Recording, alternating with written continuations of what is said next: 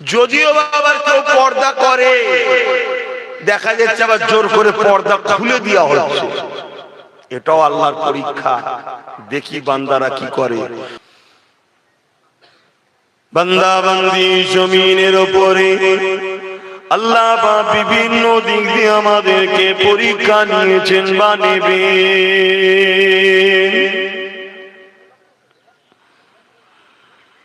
ইতিহাস আমাদেরকে সাক্ষী দেয়, আল্লাহ পাক যুগে যুগে যুগে অনেক নবী আলাইহিস সালাম পাঠিয়েছিলেন, তিনাদের কোনো পরীক্ষা নিয়েছে। আল্লাহ পাকের অনেক নেক বান্দা বান্দি দিয়েও পরীক্ষা নিয়েছিলেন।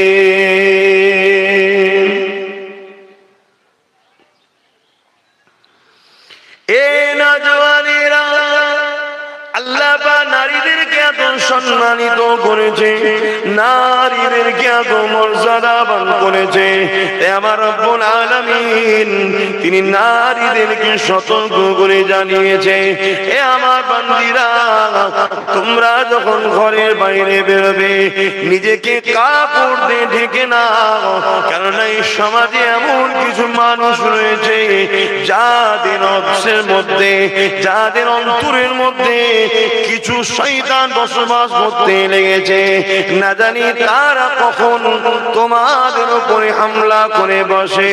আমি আল্লাহ তোমাদের সুরক্ষা, তোমাদের ক্ষতি চাই না, তাই তোমাদের জন্য যেটা ভালো আমি আল্লাহ জানিয়ে দিলাম, তোমরা নিজেদেরকে ঢেকে বাইরে বাহির হও।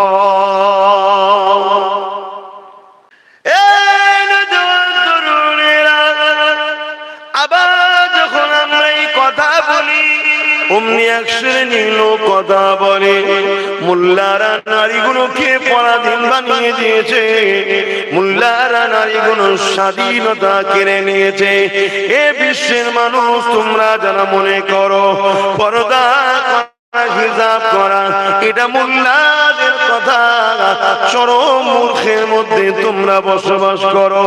এটা মোল্লাদের কথা নয়, মোল্লাদের বাপের কথা নয়, এই কথাটা হলো তিনার কথা।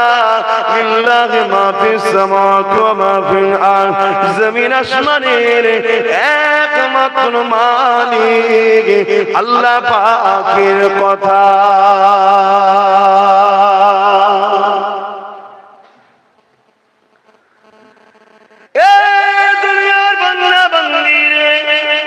আমি তোদের মালিক, আমি তোদের খালিক, তোরা কি খাবি তার ব্যবস্থা আমি আল্লাহ করে দিয়েছি। কোন খাবারটা তোরা খাবি না সেটা আমি আল্লাহ জানিয়ে দিয়েছি। তোরা দুনিয়া জমিনে যাবি শুধুমাত্র আমার হুকুম মেনে চলবি। আমি তোদেরকে কিছুদিনের জন্য পরীক্ষা করে পাঠিয়েছি, আবার কখনো কখনো তোদেরকে কঠিন পরীক্ষা নিবার জন্য এই জমিনের উপরে আমি আল্লাহ পাক এমন কিছু লোককে পাঠাবো যারা দুনিয়ার জমিনে পাওয়ারের ক্ষমতায় বসে গিয়ে আমি আল্লাহ আমার বিরোধী আইন তৈরি করবে। এই পরীক্ষা তোদেরকে নেওয়া হবে, যেমন ফিরআউন করেছিল দুনিয়ার মানুষকে জোর করে আল্লাহ থেকে সরিয়ে দিয়ে নিজেকে খোদাই দাবি করেছিল। ওই সময় যারা ফিরআউনের কথা মানেনি, আমল করে ফিরআউন তাদেরকে আযাবে জাহান্নাম দিয়েছে, তাদেরকে কষ্ট দিয়েছে, মারধর করেছে, হত্যা করেছে। ওরে আমার বান্দা বান্দিরে, তোরা কি জানিস না এই জমিনের উপরে মা সাদরা বলে একজন মহিলা ছিল, যে কিনা গরীব ছিল। আমি আল্লাহ তাকে পরীক্ষা নিয়েছিলাম। ফিরআউনের ঘরে সে কাজ করত, ফিরআউনের মেয়ের সে চুল আঁচড়াতে লেগেছিল। তার অন্তরে যে আমার প্রেম ছিল আমি আল্লাহ সেটা জানতাম, কিন্তু আমি আল্লাহ বলেছি বান্দা বান্দিরে আমি তোদেরকে পরীক্ষা নেব। এই মা সাদরা যখন কাকুই দিয়ে ফিরআউনের মেয়ের মাথা ছেড়াতে যায়, ওই কাকুইটা হাত ফসকে যখনই পড়ে যায়, মা সাতরা কাকুইটা যখনই তুলতে যায় বিসমিল্লাহ বলে তুলেছিল। আর আমি আল্লাহ এই আওয়াজটা ফেরাউনের কান্নার কানে পৌঁছে দিয়েছিলাম। তার কন্যা ফেরাউনকে যে বলে দিয়েছিল, মা সাতরা তোমাকে খোদা বলে মানে না, মুসা যে খোদার প্রচার করেছে ওই খোদাকে মানে। এ বিশ্বে মানুষ রে, আমি আল্লাহ তোদেরকে জানিয়ে দিই, তোরা যারা আমাকে মহব্বত করিস, আমি আল্লাহ তোদেরকে পরীক্ষা নেব। ওই পরীক্ষা যারা ধৈর্য ধরে পাশ করে নিবি, আমি আল্লাহ তাদের জন্য চির শান্তির জান্নাত দেব। ইতিহাস আমাদের জন্য শিক্ষা আছে, কিছু নেই।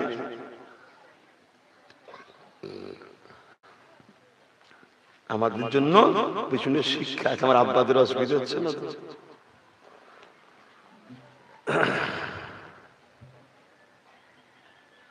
বস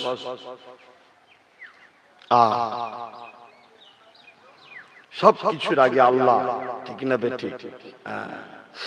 যদি এই জায়গাটা ঠিক রাখতে পারি তাহলে কামিয়াব, নাই বেকার হয়ে যাবে। আল্লাহ পাকের এই বান্দিকে ফিরাউন ডাক দিল, এ মা সাতরা শুনলাম নাকি তুমি মুসা যে আল্লাহর কথা বলেছে ওই আল্লাহকে মেনে নিয়েছো? মা সাতরা চিন্তা করতে লেগেছে, আমি যদি বলি হাত নাকি মেনে নিয়েছি, এই জালিম আমাকে জুলুম করবে। আর আমি যদি মিথ্যা কথা বলি না মানিনি, আমার আল্লাহ আমার উপরে নারাজ হয়ে যাবে। কিন্তু শরিয়তের মাসলায় যেখানে জান যাবার ব্যাপার থাকবে সেই জায়গায় ইসলামে ছাড় আছে। মিথ্যা কথা বলে পরে এসে কাফারা দিতে হয়, 3টে রোজা রাখতে হয়। যেখানে জান যাবার ব্যাপার থাকবে অন্য জায়গায়, বা আপনাদের স্বামী স্ত্রীর সংসারটাই ভেঙে যাবে, এমন ক্ষেত্রে কথা বুঝে আসছে।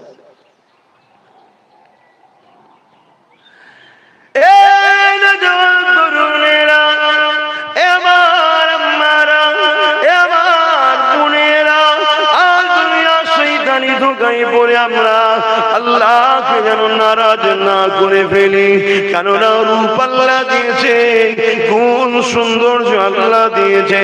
এই জমিনের উপরে কত নারী আছে যাদের প্যারালাইসিস রোগ হয়ে গেছে, ছোটবেলাতে পোলিও হয়ে গেছে, মা বোনেরা কেউ তাদের দিকে তাকিয়ে তাকিয়ে দেখে না। আল্লাহ তোমাকে সুন্দর দিয়েছে এর বলে আল্লাহর বিরুদ্ধে তুমি তোমার সৌন্দর্যকে খরচ করো না। মনে রেখে দিও, এটাও তোমার জন্য কিন্তু আল্লাহ পাকের একটা পরীক্ষা। আল্লাহ কাউকে ধন দেয়, ধনী করেছে বলে ওই মানুষটার জন্য যদি মনে করে আমি দুনিয়ার বুকে বুক ফুলিয়ে করবো, মানুষকে মানুষ মনে করবো না, অহংকার করে বেড়াবো, ওই মানুষটা ক্ষতিগ্রস্ত হয়ে যাবে। এই জন্য নবী আমার জানিয়ে দিলেন দুটো জিনিস রয়েছে, একটা হলো ধৈর্য আর একটা হলো শুকরিয়া। ধৈর্য ধরা তবুও সহজ, শুকরিয়া আদায় করাটা বড় কঠিন। বুঝাতে পারছি তো? ধৈর্য ধরা তবুও সহজ, যদি কেউ গরিব হয় নাচারে কি করবে, ধৈর্যই ধরবে তো। কিন্তু কেউ ধনী, অনেক পয়সা আছে, এরপরও সে আল্লাহ বলেন দান খায়রাত, নরম হয়ে থাকা, মানুষের উপর জুলুম করে না, সবার কাছে ভালোবেসে থাকে, আল্লাহ শুকরিয়া আদায় করে, এটা কিন্তু অনেক কঠিন ব্যাপার। পয়সার একটা গরম থাকে।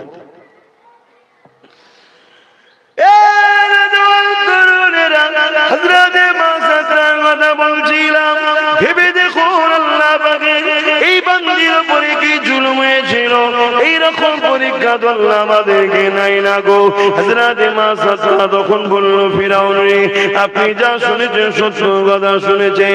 এ দুনিয়া বাদশা জাহাপানা খা, আমি তেনাকে আল্লাহ বলে মেনে নিয়েছি, যিনি আপনাকে সৃষ্টি করেছে এবং আপনাকে বাদশাহী দান করে পরীক্ষা নিচ্ছে, কিন্তু আপনি তার বিরুদ্ধে চলে গেছেন। আমি মাসাদা আপনাকে বলবো, মৃত্যু এখনো বাকি আছে, আপনি তাকে আল্লাহ বলে মেনে নেন।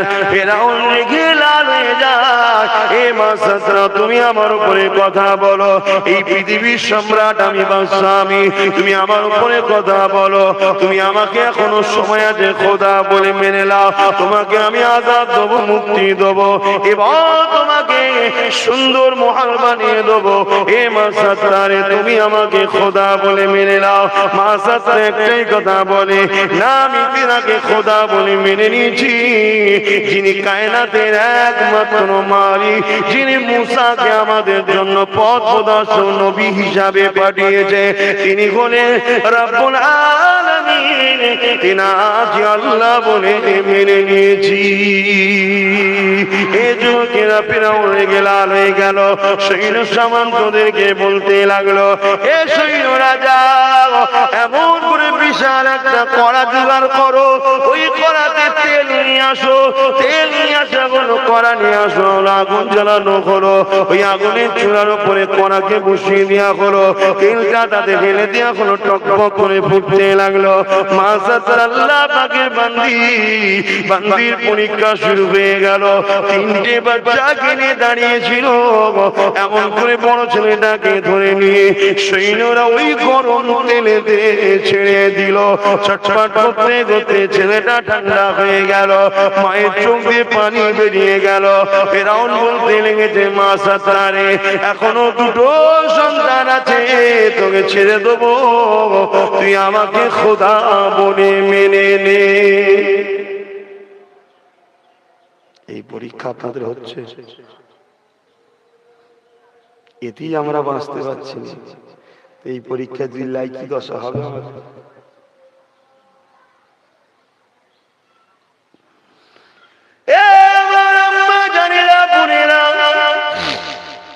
দুনিয়ার তামাশা দেখে কোনো লাভ নাই, কেউ তোমার আমার আপন নয়। ক্ষণস্থায়ী সব দরদ দেখায়, ক্ষণস্থায়ী সব ময়া দেখায়, কিন্তু আপন হলো একমাত্র আল্লাহ, আল্লাহর রাসূল। বাকি সব কিছুক্ষণের জন্য মা বেটা সম্পর্ক, বাপ বেটির সম্পর্ক, ভাই বোনের সম্পর্ক, স্বামী স্ত্রীর সম্পর্ক, এসব দুনিয়া দুনিয়া দুনিয়া, এসব দুনিয়া খেলাতে কোনো কাজে লাগবে না। আরে আল্লাহকে ধরো, নবীকে ভালোবাসো, তারা খেলাতে কাজে লেগে যাবে। রাতে মাসাদকে আবার বলে, মাসাদরে এখনো সময় আছে, আল্লাহকে ছেড়ে দে, আমাকে খোদা বলে মেনে নে। মাসাদ একটাই কথা বলেছিল, এ ফিরাউন ভয় করো সেই আল্লাহকে, যিনি তামাম কায়নাতের বাদশা, যিনি তোমাকে বাদশাহী দান করেছে, আবার তোমার কাছ থেকে কেড়ে নেবার ক্ষমতাও রাখে তিনি। কিন্তু ফিরাউন ধ্বংস হবার কথা, তাই সে হিদায়াত হলো না, রেগে গিয়ে আবার মাসাদ দ্বিতীয় ছেলেটাকে ওই গরম করা তেলে ফেলে দিল। বাচ্চাটা ছটফট করতে করতে থেমে গেল। মা জমিনের উপরে হাঁটু গেড়ে বসে গিয়ে চোখে পানি ছেড়ে দিয়ে যার বারবার আসমানে দিয়ে মাথা তুলে বলে, আল্লাহ আপনার দাসীকে আপনি সব ধৈর্য দিন। আল্লাহ পরীক্ষা নেবে আমাদের ঘরে, আল্লাহর কাছে সাহায্য চান যেন আল্লাহ কামিয়াবি করে। পরীক্ষা আল্লাহ নেবে। এইভাবে ফিরাউন অত্যাচার জুলুম করেছিল, শুধু মাসাদার উপরে করেছে তা নয়, তিনার পাক আহলিয়া আমাদের সকলের আম্মা জান হযরত আসিয়ার উপর অত্যাচার করেছিল। কাফের মুমিনের বিবাহ, কাফের মুমিনার বিবাহর আয়াত তখন নাজিল হয়নি, তখন হতো। আম্মা ছিলেন মুমিনা, আল্লাহওয়ালা, আল্লাহকে ভালোবাসতেন, কিন্তু তার উপরও জুলুম হয়েছে।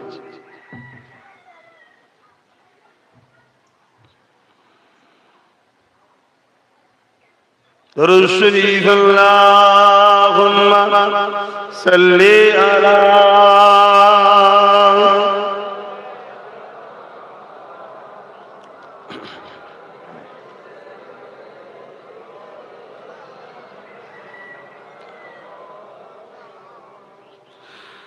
तेरी जालियों के नीचे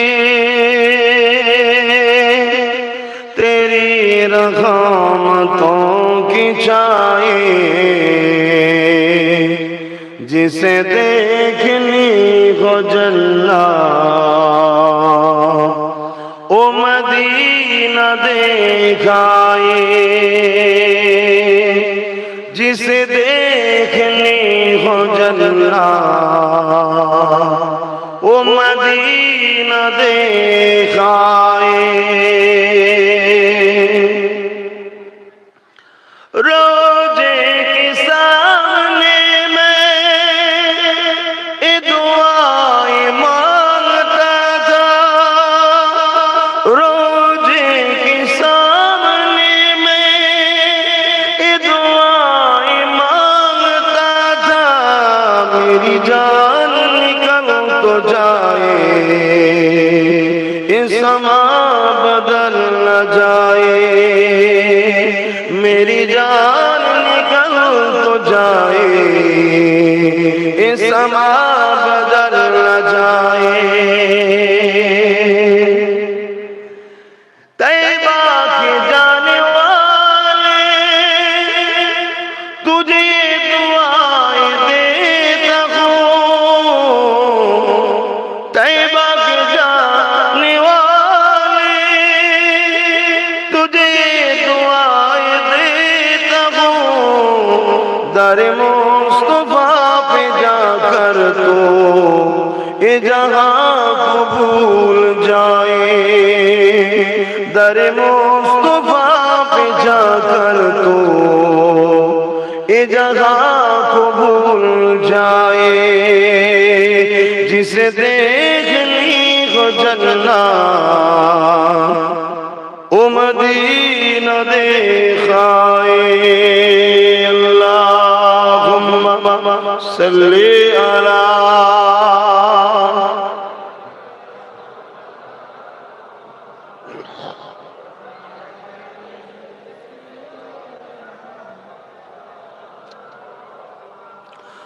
मुसलमान ছেলে মেয়েরা, তরুণেরা, বাবেরা, এ নওজওয়ান তরুণেরা, আল্লাহ বান্দা বাংলা বাঙালিও কে পরীক্ষা নেবে। ফিরাউনকে আল্লাহ পাওয়ার দিয়েছিল, ও পাওয়ারের জন্য আল্লাহ বিরুদ্ধে লেগেছিল। আমার আল্লাহ ছাড় দেয়, ছেড়ে কিন্তু দেয় না।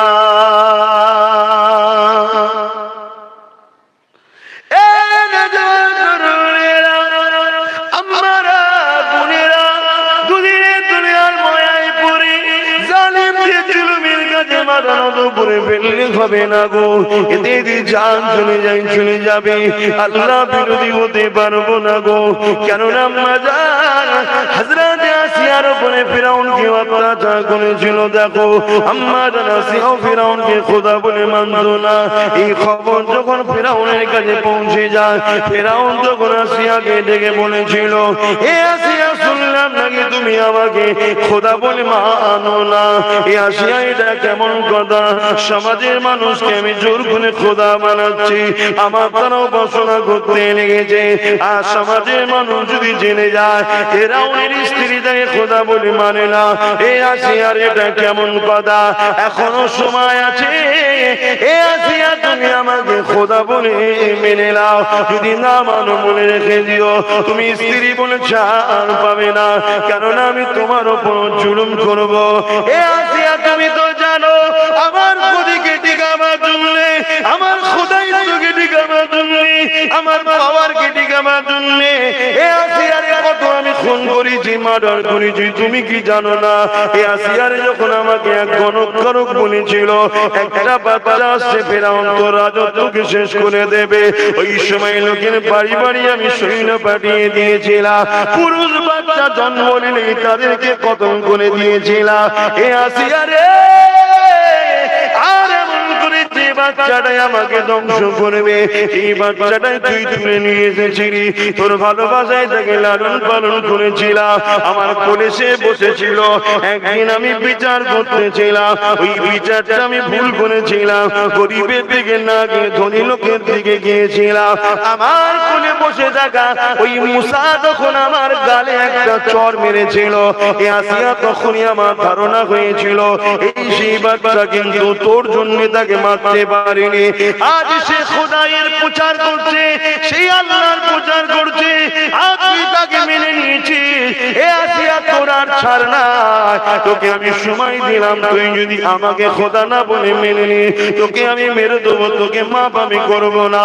আর তুই যদি আমাকে খোদা বলে মেনে নি, আমি তোকে আমার রাত প্রসাদে একটা বড় সুন্দর বালাখানা বানিয়ে দেবো, অনেক চাকরানি দেবো, আরামায়েশে জিন্দেগি কাটাবি। আম্মা আসিয়া কি বলেছিলেন, হে আমার স্বামী ফেরাউন, শুনে রেখে দাও, তুমি যদি আমাকে আকাশের চাঁদ তারাইলে দিতে তো পারবে না, যদি এলো দাও, তথাপিও তোমাকে আমি খোদা বলে মানবো না। আমি তিনাকে খোদা বলে মানি যিনি আমাকে জমিনে সৃষ্টি করেছে।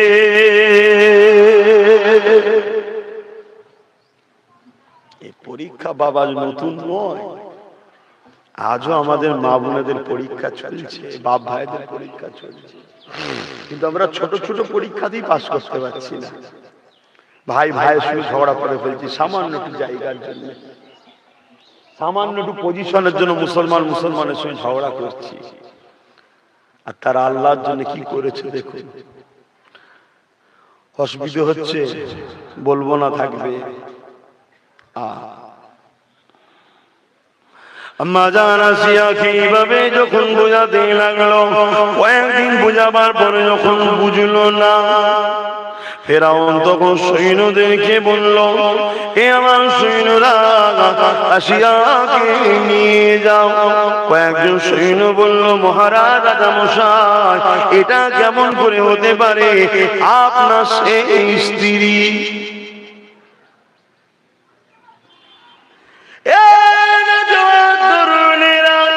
এই জমিনের উপরে আল্লাহকে যারা না মেনেছে, আল্লাহর বিরুদ্ধে যারা ছিল, এক আল্লাহকে না মানা লোকগুলো এত বড় বড় অঘটন ঘটিয়েছে, যা ইতিহাস আজ প্রমাণ রয়েছে। তার একটা প্রমাণ হলো ফেরাউন নিজের খোদায়িত্ব বাঁচাবার জন্য, রাজত্ব বাঁচাবার জন্য লাখো হাজারো বাচ্চাদেরকে কতল করে দিয়েছে, নারীদের জোদাব লুণ্ঠন করেছে। এ কিন্তু এক আল্লাহকে মানত না।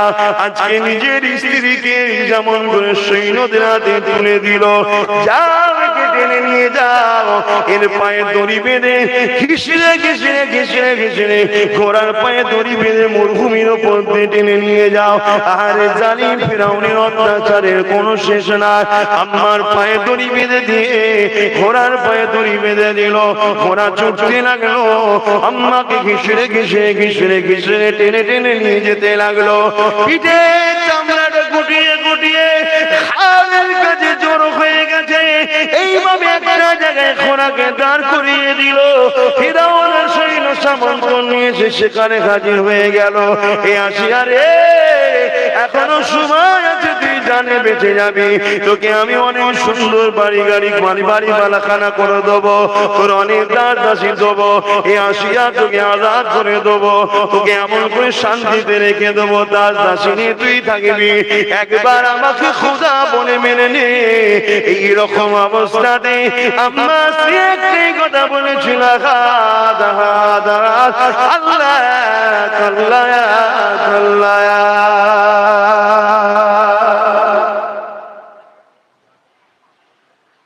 ফেরাউন রাগে তো ওইভাবে ফেলে দিয়ে চলে এসছে, গরম বালির বুকে ভাড়ে পাথর দিয়ে চলে এসছে।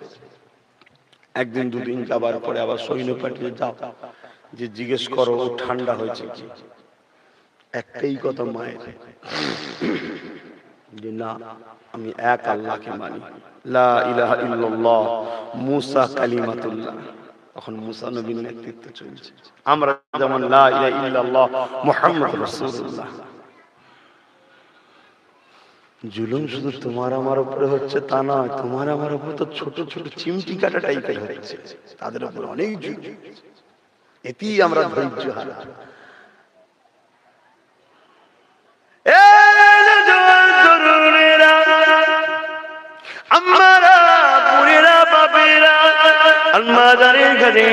সৈন্য চলে আসলো, সৈন্যকে আম্মা একটাই কথা বললো, না আমি সেই আল্লাহকে মানি, আমার যদি জান চলে যায় আমি আমার স্রষ্টা মালিক আল্লাহকে ছাড়বো না।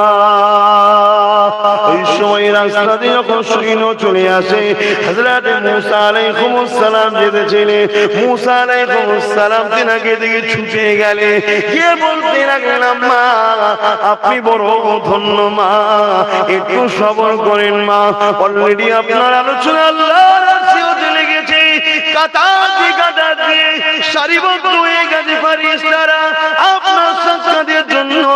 এমন সময় আলোচনা হতে না হতেই দেখা যায় ছায়া হয়ে গেল, ফেরেশতারা ডানা দিয়ে ছায়া করে দিয়েছে।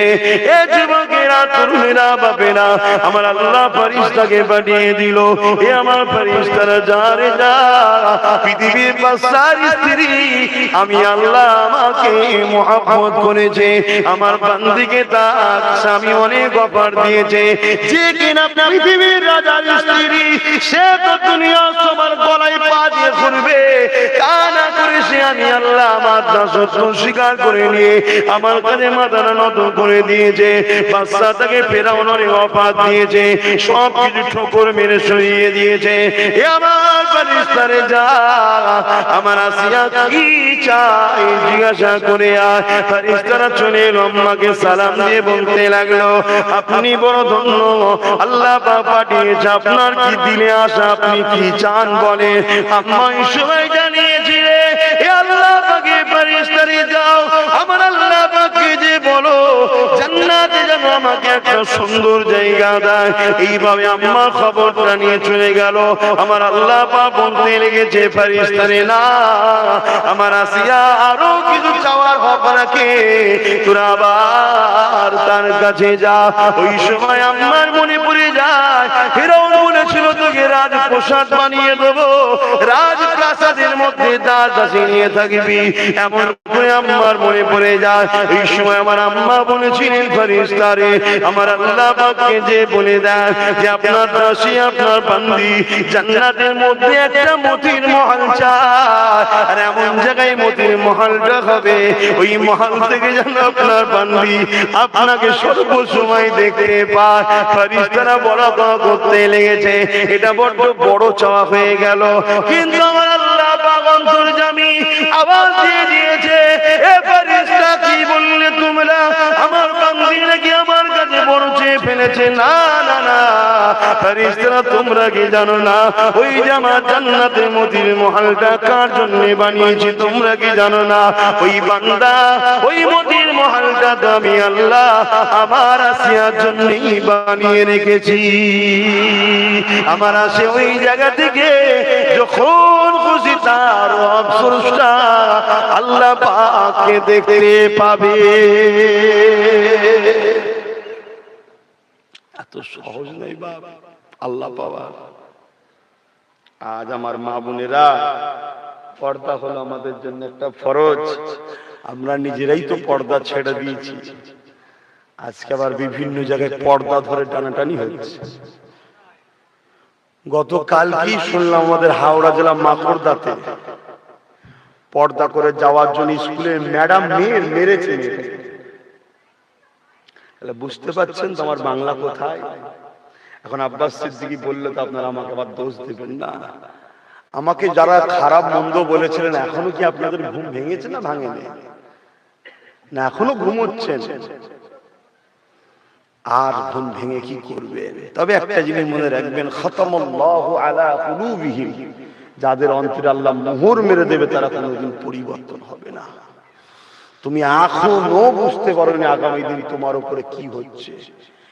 প্রথম 3 তালাক ধরলো, তারপরে আর একটা জিনিস ধরলো, এখন এবারে এই হিজাব পর্দাটা ধরেছে। কথা বুঝছেন না? কেন মুসলিম ছেলেরা কাজ কামলে একটু ব্যস্ত পড়ে যায়, গরিব তো সব, মুসলমান তো বেশিরভাগ গরিব।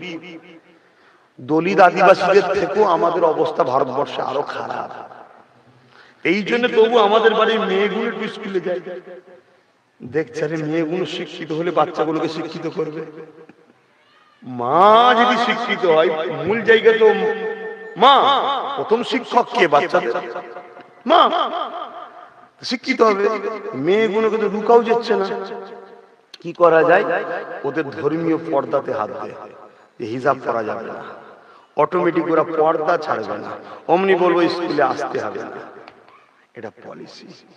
কিন্তু আজ আমরা এতগুলো বাপ, এতগুলো ভাই, কি করছি? আমরা কিছু করতে পারছি? কেন করতে পারছি না? হ্যাঁ, একটা যদি অধর্মের ভাইয়েরা, অন্য ধর্মের ভাইয়েরা, তারা তাদের ধর্মীয় কালচার রীতি নীতি নিয়ে যাচ্ছে, আমি তাদের বিরুদ্ধে নয়, তারা তাদের ধর্ম পালন করে নিয়ে যাচ্ছে, অসুবিধে নেই। আমার বেলায় অসুবিধে কেন? আর পর্দা তো শুধু ইসলাম বলেনি, পর্দা তো সনাতন ধর্মের কথা বলেছে, পর্দা তো খ্রিস্টান ধর্মের বাইবেলও আছে, সব ধর্মই তো পর্দার কথা বলেছে, নারীর ইজ্জত আবরু ঢেকে রাখার কথা সব ধর্মই বলেছে। কে মানছে না মানছে পরের কথা, আমার অনেক মুসলমানরাও মানে না, কিন্তু কেউ যদি মানে তার অধিকার আছে না। কিন্তু আজকে আমরা করতে পারছি না কেন? ভেবে দেখুন।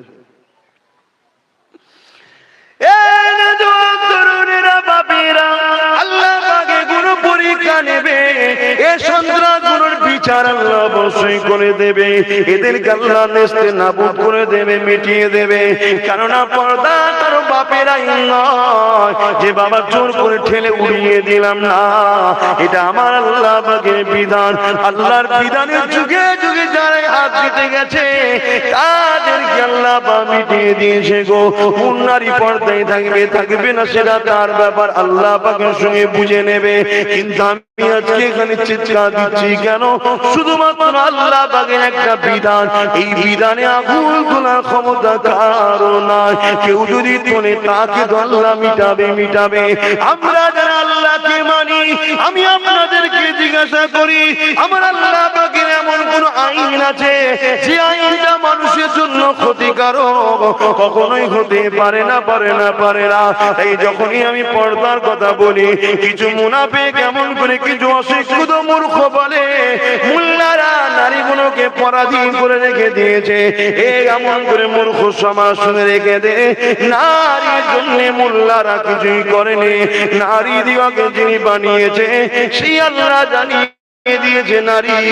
এই সমাজে কিছু চরিত্রহীন লোক আছে যারা তোদেরকে উলঙ্গ করতে চায়, যারা তোদের দেহকে শোষণ করতে চায়। আর আমি আল্লাহ তোদেরকে পবিত্র রেখেছি, তোদের জন্য একজনই হালাল হবে তোর স্বামী, যে তোকে সারা জীবন ধরে রাখবে।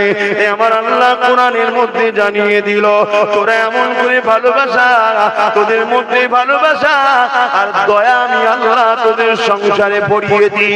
ভালোবাসাটা কি বুঝলাম? যখন আমাদের যৌবন থাকে, স্বামী স্ত্রীর মিলন, মহব্বত, ভালোবাসা।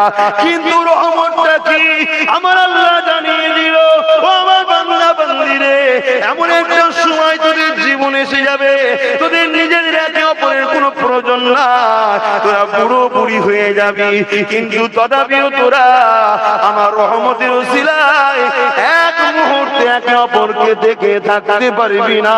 এটাই হলো আমি আল্লাহ তোদের উপরে দয়া করলাম। কোরআন খুলুন, দেখুন, এক আল্লাহ ভালোবাসা দিয়েছে, আবার আল্লাহ রহমত দিয়েছে এই সংসার জীবনে। এটা তো তার সৃষ্টি। নারীরা কি খাবে, কিভাবে চলবে, কিভাবে পড়বে, পুরুষরা কি খাবে, কিভাবে চলবে, কিভাবে পড়বে, এটা তো আমাদের হাতে নাই, আমাদের সরস্ব আল্লাহ ঠিক করে দিয়েছে। এখন এরপরে আবার কিছু মানুষ বলতে লাগে নারী আর পুরুষের সমান অধিকার দিতে হবে। হ্যাঁ, সমান অধিকার ইসলাম তো দিয়েছে রে বাবা, পৃথিবীর কেউ নারীদেরকে মর্যাদা দেয়নি। আর যারা নারীদের কথা বলতে লেগেছে, খেয়াল করে দেখুন, তাদের এর মধ্যে অনেকে নিজেরা নিজেদের বিবিদের ঘরে ছেড়ে দিয়ে বসে আছে, তাদের মধ্যে অনেকে নিজেরা নিজেদের পরিবারকে জুলুম অত্যাচারও করে, তাদের মধ্যে দেখুন নারীদের উপরে অনেক অত্যাচার জুলুম রয়েছে। কিন্তু আমি আপনাদেরকে জানিয়ে দিই, ইসলাম নারীদেরকে কতটা মর্যাদা দিয়েছে। যারা এক আল্লাহকে মানত না ১,৫০০ বছর আগে ৩৬০টা নকল খোদার উপাসনা করেছিল, তারা এমন করে নারীগুলোকে জন্তু পুঁতে দিত, কেননা তাদের ধারণা ছিল নারী হলো অশুভ। আর আমার আল্লাহ জানিয়ে দিলে, আমার হাবিব বিশ্বের মানুষকে জানিয়ে দিই, যার ঘরে নারী সন্তান প্রথম হবে, এর মানে ওই বাপটাকে আমি আল্লাহ খুশি সংবাদ জানিয়ে দিলাম। ইসলাম নারীদেরকে মর্যাদা দিয়েছে না দেয়নি? কিছু লোক বলে সমান সমান দিতে হবে, বলে না? বলে না? ইসলাম সমান নয়, আরো বেশি অধিকার দিয়েছে নারীদেরকে। জোরে বলুন সুবহানাল্লাহ। নারী বাপের সম্পত্তির হক পাবে। অন্য কোন জায়গায় আছে কি দেখেন? ফরজ ইসলামে আছে, নারী পুরুষ যদি বাপের সম্পত্তির হক পায়, নারীও পাবে। দেন তো আপনারা এই ফরজ দেন না? হ্যাঁ, ছেলে যদি আমার সন্তান হয়, নারীটাও তো আমার সন্তান। আগে ছিল না? ইসলামে আছে, অন্য জায়গায় নাই। হক দিচ্ছে। আবার নারী স্বামীর সম্পত্তির হক পাবে, পুরুষ কিন্তু পায় না। দ্বিতীয় জায়গায় নারী আবার তার বড় ছেলে বা তার ছোট ছেলে বা ছেলের সম্পত্তির হক পাবে মা। অন্য জায়গায় কিন্তু না, পুরুষ পায় না। শুনছেন ভাই? তাহলে নারীর কত জায়গায় হকের সিস্টেম ইসলাম করেছে, দেখছেন না? বলছো সবই ঠিক আছে, এই যে একটা মেয়েকে তোমরা হিজাব পরিয়ে রাখো, বোরখার মধ্যে কত কষ্ট হয়, তাই নাকি? খুব কষ্ট হয়। তাহলে করোনার সময় তেরপোল মতো প্যাকিং করে দিলে কেন? কি করেছো না? করে না? চেন সিস্টেম, পুরো মাথা থেকে পা পর্যন্ত, হাতের কভার টভার সব ফুল প্যাকিং করেছো না? করেনি? কথা বলছেন না কেন? তোমরা করলে কেন? বিশ্বের সেকুলার গুলো করলে কেন? বলছে ভাইরাস ধরবে। ওর থেকে মারাত্মক ভাইরাস হচ্ছে কিছু চরিত্রহীন ছেলেদের নজর। কথা বুঝছেন না? বুঝেন? জোর করে আবার পিঠে ফেলে ফেলে না করলে আবার। মহান স্রষ্টা তার সৃষ্টির জন্য কোনটা ভালো কোনটা খারাপ জানে না? তুমি এতই দরদি হয়ে গেছে, হ্যাঁ মুসলিম নারীদের কি কষ্ট হচ্ছে, বাপ রে বাপ। এরকম দরদ দেখাচ্ছে না? দেখাই না? একদল ভণ্ড, একদল সন্ত্রাস এরকম কথা বলে না? বলে না?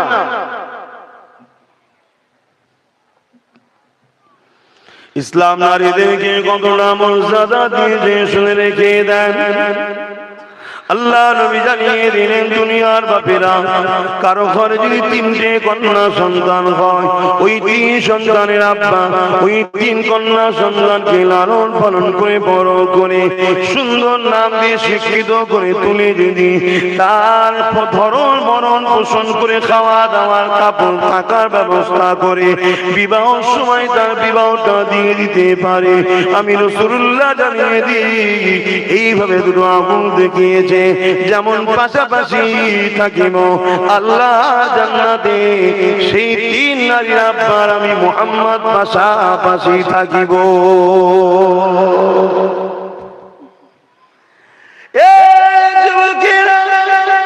ইসলাম নারীকে কত মর্যাদা দিয়েছে। এ নারী, তোমাদের রব আমি তোমাদেরকে জানিয়ে দিয়ে যাই, তোমাদের কোনো চিন্তা নাই। তোমরা যখন যাবে, তোমার বাপকে তোমাদের জন্য বডিগার্ড বানিয়ে দিলাম। তোমার দেখাশোনা, তোমার চিকিৎসা, তোমার খাওয়া দাওয়া, তোমার সুস্থ, তোমার থাকা, তোমার পরনার কাপড় সব কিছু জিম্মেদার তোমার বাপ হয়ে গেল। ওই পুরুষটা হলো তোমার আব্বা, যে তোমার বডিগার্ড। আবার যখন তোমার বিবাহ হয়ে গেল, এ নারী বাইরে বেরিয়ে তোমাকে জলঞ্জলির শিকার হতে হবে না, তোমাকে ভ্যান চালিয়ে ভাড়া খাটতে হবে না, তোমাকে পরের দোকানে লেবারি করতে হবে না, তোমাকে মাঠে গিয়ে হাল কাটতে হবে না, তোমাকে এইভাবে দিন মজুরির মেহনত করতে হবে না। এ নারী, আমি তোমাদের রব তোমার স্বামীকে তোমার বডিগার্ড বানিয়ে দিলাম। বিবাহের পরে তোমার সমস্ত দায়িত্ব ভার পোষণ তোমার স্বামীর হয়ে যাবে। আর স্বামীদেরকে বলে দিই, এ আমার বান্দারা, যখন আমার বান্দিগুলোকে তোর ঘরে বিবাহ করে নেকা করে নিয়ে আসবি, আনার আগে আমার ওই আদরের বান্দিটাকে তোর ঘরে রাখবি কোথায়? তার জন্য সুন্দর ঘর বানা, তার থাকা সুন্দর ব্যবস্থা কর, তারপরে নিয়ে আসবি। কেন আমি আল্লাহ আমার বান্দির মর্যাদা বাড়িয়ে দিয়েছি। এ বান্দি রে, আমি যেটা তোকে দিয়েছি তোর ভালোর জন্য দিয়েছি, আমার বিকল্প কোন রাস্তা ভালো হতে পারে না। বান্দি, তুই আজ আমায় ভুলে গেছিস বলে তাই আজ তোর সংসারে আগুন লেগেছে, আজ তুই মার খেতে লেগেছিস, বেহুজ্জুতি হতে লেগেছে। কেননা বান্দি, তুই আমার রাস্তা ছেড়ে দিয়ে তুই স্বাধীনতার নামে নিজেকে পরাধীন বানিয়ে ফেলছিস, তুই বুঝতে পারি না। এ বান্দি রে, তোকে যুদ্ধে যেতে লাগবে না, কিন্তু যুদ্ধের স্বভাব পেয়ে যাবে। তোকে জুম্মা নামাজ পড়তে যেতে লাগবে না, তার স্বভাব তুই পেয়ে যাবে। তোকে ঈদ বুকরাইতে যেতে হবে না, তার স্বভাব তুই পেয়ে যাবে। তোকে ট্রেনে বাসে ছুটোছুটি করে ইনকাম করতে হবে না, বসে বসে ঘরে রানী হয়ে থাকবি। আর তোর স্বামী মাথার খাম ফেলে দিয়ে তোর কাছে আসবে কষ্ট করে ইনকাম করে। আর আমি ওই পুরুষগুলোকে হুকুম করে দিয়েছি, তোরা তোদের স্ত্রীদেরকে ভালো ভালো কাপড় পরাবি, তোদের স্ত্রীদেরকে ভালো জায়গায় রাখবি, তোদের স্ত্রীদেরকে খাওয়াবি, তোদের স্ত্রীকে কখনো কড়া ভাষায় কথা বলবি না। কেননা ওদেরকে বড় নরম দিলের বান্দা বান্দি করেছি, ওদেরকে আঘাত দিবি না। ওরে আমার বান্দারা, শুনে রেখে দে, তোরা পুরুষ স্বামী হয়েছে, আমার বান্দি যদি আমার বিরোধী কোনো কাজ না করে, খবরদার ওদেরকে তুই কটু কথা বলে রুখবি না। আমার বান্দির সঙ্গে খুশির গল্প করবি, কথা বলবি। আমার বান্দি যদি একবার তোর সম্বন্ধে বলে দেয়, আমার পুরুষটা, আমার স্বামীটা খুব ভালো, নবী আমার জানিয়ে দিলেন পৃথিবীর মধ্যে ওই পুরুষটা হলো উত্তম, তার স্ত্রী বলবে আমার স্বামী উত্তম। আমাদের সার্টিফিকেট কাদের হাতে বলবেন তো? তারা নারীকে কত মর্যাদা দিয়েছে ইসলাম, কিন্তু আজ ঠকছে কেন? তারা ইসলাম ছেড়ে দিচ্ছে, ছেড়ে চলে চলে না, পাল্লা দিচ্ছে আমি পুরুষ হব, ঠিক না বেটি? আর কিছু বোকা পুরুষের পাল্লাই পরে আমাদের বেটিগুলো ভুল বুঝছে। পুরুষগুলো দেখে পিছন থেকে কিছু বোকা আছে, হাওয়া মানে তারা চালাক, এদেরকে বোকা বানাচ্ছে, হাওয়া দিচ্ছে। হ্যাঁ, ঘরের মধ্যে থাকবি, বাইরে সমান সমান অধিকার, সমান সমান অধিকার। আমার বোনগুলো তো বোকা, অমনি বলতে পারে এক কাজ করো, বাচ্চা হবার যন্ত্রণা আমি লোবো কেন? 1 বছর আমি লোবো, 1 বছর তুমি নেবে। তোমার পেটে 1 বছর বাচ্চা হবে, আমার পেটে 1 বছর বাচ্চা হবে। এটা তার বিধান, স্রষ্টার বিধান। স্রষ্টার যেটা সিস্টেম, সেই সিস্টেমটাকে ব্রেক করতে চাইছে কেন? আর বলবো নারীদের মর্যাদার কথা, বলবো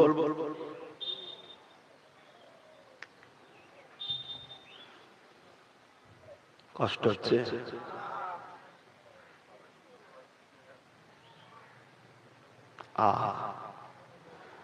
নারী কত নিয়ামতের জিনিস। আমি যখন বিবাহ করে একটা নারীকে নিয়ে আসে, আমার ইসলাম জানিয়ে দিল, তুমি খুশি করো, আনন্দ করো, তোমার স্ত্রীকে সাথে করে নিয়ে 2 রাকাত শুকরিয়া নামাজ পড়ো। কেননা তোমার স্ত্রী দয়া রহমত নিয়ে ঘরে এসেছে।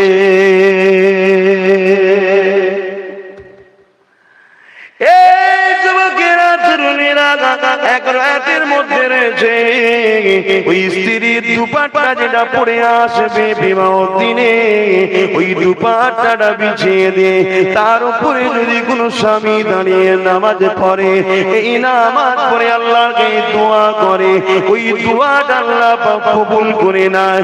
কেননা স্ত্রীর মর্যাদা আল্লাহ দিয়েছে। আমরা যদি নারীদেরকে সৌভাগ্যবতী না মনে করতাম, তাহলে আমরা স্বামীরা কেন এই কাজগুলো করতাম বা বলতে যেতাম? এই যুবকেরা শুধু তিনটে বিষয় নিয়ে তাদের একটা হলো তারা কেন পর্দার মধ্যে রাখবে, একটা হলো তারা কেন তালাকের কথা বলবে। এই যুবকেরা, তরুণেরা, বাপেরা, তারা বিষয়টা তারা বোঝে না।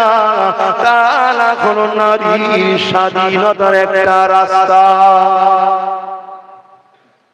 মুক্তি পাওয়ার একটা ইমার্জেন্সি গেট হলো এটা। যা ওই বিষয়টা বলতে গেলে অন্যদিন সময় লাগবে। এখন শুধু নারীর মর্যাদার কথা বলছিলাম। আল্লাহ নবী, নূর নবী, দয়া নবী, রহমাতুল নবী আমার এমন সময় তিনি জানিয়ে দিলেন, বাবারা তোমরা তোমাদের স্ত্রীদের শুনিয়ে বসবে, গল্প করবে, খুশির কথা বলবে, তোমরা দুজন আনন্দ খুশিতে থাকবে। আমার আল্লাহ ওই সংসারের উপরে রহমত বর্ষণ করে। নবী আমার একদিন ঘরে ঢুকেছে, নবী পাকের আলিয়া আমাদের আম্মা হযরত আয়েশা সিদ্দিকা হুজুর আমার খেলাধুলা করছে। আল্লাহর নবী হেসে, এই তুমি কি করছো? হুজুর আমি খেলছি। এটা কি বলছো? ঘোড়া। বলছে দুটো ডানা কেন? বলছে হুজুর জানেন না সুলাইমান নবীর ঘোড়ার অনেক ডানা ছিল, আমার তো দুটো আছে সবে। আল্লাহ নবী জানিয়ে দিয়েছিলেন, এ দুনিয়ার মানুষের আমি নবী হলাম শ্রেষ্ঠ, শুধু মানুষের কাছে নয়, আমার বিবিদের কাছে আমি রাসূল ছিলাম শ্রেষ্ঠ। আল্লাহ নবীর আলিয়াদেরকে জিজ্ঞাসা করা হতো, আল্লাহ নবী আপনাদের সঙ্গে কেমন ব্যবহার করতে? আল্লাহ নবীর আলিয়ারা বলতেন, আমার তোমাদের নবী আমাদেরকে কখনো তেরে কথা তো দূরের কথা, বড় বড় চোখ বার করে কখনো আমাদের দিকে তাকিয়েও দেখে না। আর আজকে মারতে মারতে মেরেই ফেলতো। ঘটছে না? ঘটছে। এই অসুবিধা হচ্ছে।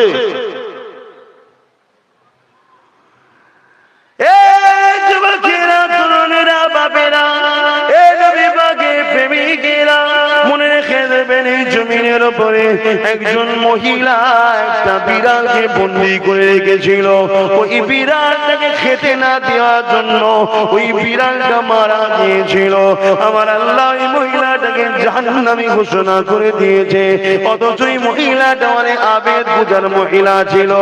এ পুরুষেরা, তোমরা যদি মনে করো তোমার ঘরের স্ত্রীটা তোমার চাকর, তোমার খাদেমা, তোমার চাকরানি, তাকে বন্দী করে রেখে দেবে, তাকে জুলুম করবে, অত্যাচার করবে, মারবে, পেরেশান করবে, মনে রেখে দিও দুনিয়ার কেউ বিচার করুক চাই না করো, কেউ দেখতে পাচ্ছে না পাক, তোমার আল্লাহ কিন্তু দেখতে লেগেছে এই জমিনের উপরে। যুবকেরা, তরুণেরা, তুমি মনে করো না যে আমার সব কিছু চলবে না, তাকে তুমি ভালোবাসো, পিয়ার করো, এটা আমার আল্লাহ পাকের সিস্টেম।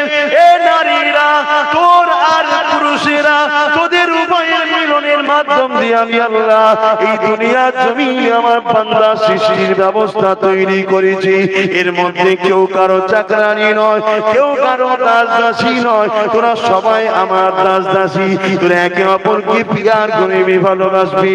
তবে নারী, আমি আল্লাহ তোদেরকে জানিয়ে দিই, তোদেরকে এমন কিছু মূল্যবান মূল্যবান জিনিস দিয়েছি, ওই জিনিসগুলো তোদের দায়িত্ব হিফাজত করে যার সঙ্গে তোর নিকাহ হবে তার কাছ পর্যন্ত পৌঁছে দেওয়া। এ দুনিয়ার নারীরা, যদি তুই আমানত খিয়ানত করি তাহলে কিয়ামতের দিন তোকে কিন্তু জবাব দিতে হবে। এই যুবকেরা, এখানে একটা কথা আপনাদেরকে জিজ্ঞাসা করে, যেটা আমাদের সমাজে সচরাচর ঘটে থাকে, সচরাচর ঘটে। কোন একটা ছেলে স্কুল থেকে প্রতিদিন 5টায় আসে, বোনটাও 5টায় আসে। একদিন ছেলেটা আসছে রাত 12টায়, তার কিছুদিন পরে মেয়েটা আসছে রাত 10টায়। দেখবেন 12টায় ছেলেটা এলে বাপ বেশি কিছু বলে না, এই কোথা ছিলি রে, এই একটু বন্ধুদের সঙ্গে ক্লাবে আড্ডা দিতে দেরি হয়ে গেছে, এখন পড়াশোনার সময় আড্ডা দেয়, ঠিক আছে যা খাওয়া দাওয়া করে শুয়ে পড়, এতটুকুই বলবে, ঠিক না বেটি? কিন্তু একটা মেয়ে যদি একদিন রাত 10টা করে ফেলে কি হবে? যখন 4টের পরে 4:30 বাজবে তখন থেকে কিন্তু বাপ আর মা ঘামতে শুরু করে, কচিটা এখন এলো নি কেন, মেয়েটা এখন এলো নি কেন, এ কি হলো, ই মাথা ও মাথা করে, ঠিক না বেটি? লাস্টে যখন আসবে এইদিকে বস, কি হয়েছে, কোথায় গেলি, কোন বন্ধু ফোন লাগা, কত রকম থেকে জেরা, ঠিক না বেটি? ঠিক এই রকম একটা মহিলা একজনকে প্রশ্ন করছে যে হুজুর, আমাকে আমার আব্বা বড় অপছন্দ করে, বড় জুলুম করে, কেন না? আমার ভাই রাত করে ঘরে এলে কিছু বলে না, আর আমি যদি একটু দেরি করি আমার উপরে পেরেশান হয়ে যায়। আমার মা বোনেরা, কেন হয় বলেন তো, কেন হয়?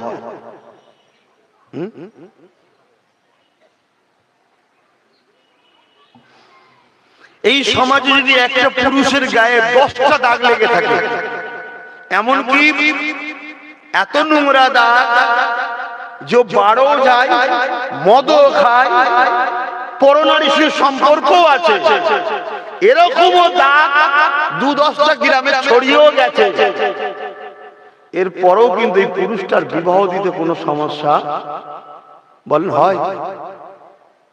কিন্তু একটা নারী আমাদেরই বোন, ভালো মেয়ে, কোনো পাপ করেনি, কিন্তু কোন বন্ধুর পাল্লায় পড়ে স্কুল থেকে সবাই যাচ্ছিল, ও চলে গেছে, যে এখন কোন একটা বন্ধুর সাথে, পুরুষ বন্ধুর সাথে একটা সেলফি তুলে ফেলেছে, এটা কোনো খারাপ মাইন্ডে করেনি, এমনি করে ফেলেছে, ওই ছবিটা এখন ভাইরাল হয়ে গেছে। ওই মেয়েটার বিয়ে দিতে গিয়ে কি সমস্যাটা হয় বলেন তো? হয় না হয়? কেন? এরা যারা চিল্লাতে সমাজকে জিজ্ঞেস করুন কেন? নারীকে কি ছোট করা হচ্ছে এখানে? না, আপনি খুব ভালো করে যান, বাজারে যান, 2 কেজি ছোলা কিনবেন, পাথর বেরোচ্ছে, কানা ছোলা রয়েছে, ময়লা রয়েছে, ডাল ভাঙা রয়েছে, সব সমেত ঠিক আছে চলে যাবে, দাঁত তো কি হয়ে চলে যাবে। সরষে কিনতে গেছেন 2 কেজি 5 কেজি, কত ভেজাল আছে, আছে ডাল আছে, চলে যাচ্ছে। কিন্তু আপনি একটা হীরের দোকানে যান, ছোট্ট একটা হীরে কিনতে যান, তার মধ্যে যদি ছোট্ট একটা কোন জায়গায় খুঁত থাকে ওটা নেবেন, কেউ নেবে? এই বলবে তো নেবে, কেন নেবে না? এখানে তো ডাল নিচ্ছ, কানা ছোলা নিচ্ছ, মাটি নিচ্ছ, পাথর নিচ্ছ, চালের সাথে কাকড় নিচ্ছ, এত কিছু নিচ্ছ, ওখানে একটা ছোট্ট খুঁত তাও নেবে না কেন? ওটা মূল্যবান জিনিস, ওটা নিখুঁত না হলে মানাই না, ওটা অনেক দামি জিনিস। তাই রে আমার মা বোনেরা, আল্লাহ তোমাদের ঘরে ছোলা চিনি আটা করেনি, হিরে করেছে, আর আমাদের ঘরে ছোলা চিড়ে চিনি করেছে। এ দাগ থাকলেও চলে যাচ্ছে, ওইখানে চলতে চাই না, কারণ তুমি দামি। কিন্তু দুঃখের বিষয়, পুরুষ হবার শখে এত রেসারেসি করতে গেছে কিছু নারী, বাজারে পুরো ডাউন, কিচ্ছু দাম নেই আর। কিন্তু তোমারই পাড়ার একটা মেয়ে দেখো, যে মেয়েটা আব্রুর মধ্যে আছে, পর্দার মধ্যে আছে, হিজাবের মধ্যে আছে, নামাজের মধ্যে আছে, কোরআন তেলাওয়াতের মধ্যে আছে, আশপাশে 2-3টে গ্রামে তার চর্চা আছে, খোঁজলাও অমুকের মেয়েটা খুব ভালো, বলে না? বলে না কেন? দামি হিরে, অনেক সম্পদ, হিরের থেকেও দাম বেশি। এই জন্যই বাপ পেরেশান হয় যে আমার লকারের মধ্যে একটা 100 টাকার নোট ছিল আর একটা হীরের টুকরো ছিল, লকার খুলে দেখি 100 টাকাটা নেই, কি হলো বলুন? টাকাটা লকার বন্ধ করে দিয়েছে। পরের দিন খুলে দেখে হীরে নেই, বাপের মাথা ঠিক থাকবে? কাপড় চোপড় হাড়ি ঝাঁট সব হুড়মুড় করে নামাচ্ছে। বউ এসে বললো কি হয়েছে? আমার মাথা খারাপ হয়ে গেছে। কি হয়েছে? আমার হিরেটা গেল কোথায়? এই জন্য পুরুষ হলো 100 টাকা, রাত 12টা এলো বাপের টেনশন হয় না, হারাই হারাকে নারী হলো হীরের টুকরো, ও যদি একটু চোখের আড়াল হয়ে যায় গেল কোথায়? এজন্য পেরেশান হয়ে যায় বাপেরা, কিন্তু মনে করি আমাদেরকে ছোট করছে, আমাদের কপাল। ইসলাম কত সম্মান দিয়েছে নারীদেরকে। জাহিলিয়ার যুগে জেন্ত পুঁতে দিত, আমার রাসূল এসে তাদেরকে বন্ধ করলো। যারা এক আল্লাহকে মানত না, নতুন করে আবার কিছু এক আল্লাহকে না মাননে ওয়ালা বিহায়াদের মধ্যে কিছু বিহায়া আছে, এক আল্লাহকে তারাও মানে না, তারা নতুন করে আবার আওয়াজ তুলেছে। আবার কিছু লোক নামে এক আল্লাহ মানে, তারাও আওয়াজ তুলেছে। এরকম কিছু লোক আওয়াজ তুলেছে, সবাই না, কিছু লোক আওয়াজ তুলেছে যে নারীদেরকে হিজাব পরানো যাবে না। তা সেটা নারীর উপরে ছেড়ে দাও না, যদি কেউ খুশি মনে পড়ে তাকে ডিস্টার্ব করছে না, তাকে তো আমরা পড়তে বলিনি, সে তার মালিকের কথা শুনছে, আমি কে? ঠিক না বেটি? এই তো দুনিয়াদারি সম্পর্ক পুরুষ বাবা, কিন্তু এ সব কিছু সম্পর্ক আগে কার সাথে? আল্লাহর সাথে। আমার আম্মারা বোনেরা, বিদায় নিবার আগে খাতুনে জান্নাতের একটা কথা বলে যাই, শুনে রেখে দেন। এ আমার আম্মা জানেরা, খাতুনে জান্নাত তিনি বলেছিলেন, এ আমার স্বামী হযরত আলী, আমি যখন মারা যাব, ইন্তিকাল হয়ে যাব, আমাকে রাত্রে গোসল দেবেন, রাত্রে কাফন পরিয়ে, রাত্রে জানাজা আদায় করে, রাত্রে আমাকে দাফন করে দেবে। জিজ্ঞাসা করা হয়েছিল কেন? হযরত খাতুনে জান্নাত বলেছিল, ও হযরত আলী আমার প্রাণের স্বামী, আমি ফাতেমা চাই না তুমি আর কেউ যেন আমাকে না বলে ফাতেমা কেমন ছিল, লম্বা না বেটে, মোটা না রোগা, কেন ফাতেমাকে দুনিয়ায় আলী ছাড়া প্রাপ্তবয়স্ক হওয়ার পরে তিনার সন্তানরা আব্বা ছাড়া কেউ দেখেনি, তাই তিনি এত সুন্দর করে স্বামী যে বলে দিলে, এ বিশ্বের নারীরা তোমরা যদি খাতুনে জান্নাতের অনুসরণ করো, তবে খাতুনে জান্নাতের সঙ্গে তোমরা আল্লাহ পাকের জান্নাতি হয়ে যাবে। এই সমাজে এত নোংরা নোংরা মেয়ে আছে যারা দেহ পরিদর্শন করিয়ে মুকুট চায়। আছে দেখবেন বিশ্ব সুন্দরী হয়, কিভাবে হয়? সব চতুর্দিকে সব মানুষরূপী পশু বসে থাকে, খাতা কলমে লেখে এত সাইজ এত সাইজ। আর বলছি না, কথা বুঝছেন না, বোঝেন না? কেউ কি চাও তোমার বিবিকে, তোমার মাকে, তোমার বোন কিভাবে হাঁটাবে? চিন্তা করুন, মানুষ কোনো কত নিকৃষ্ট হয়ে যাচ্ছে। এটা এদের কাছে মডার্ন ফ্যাশন।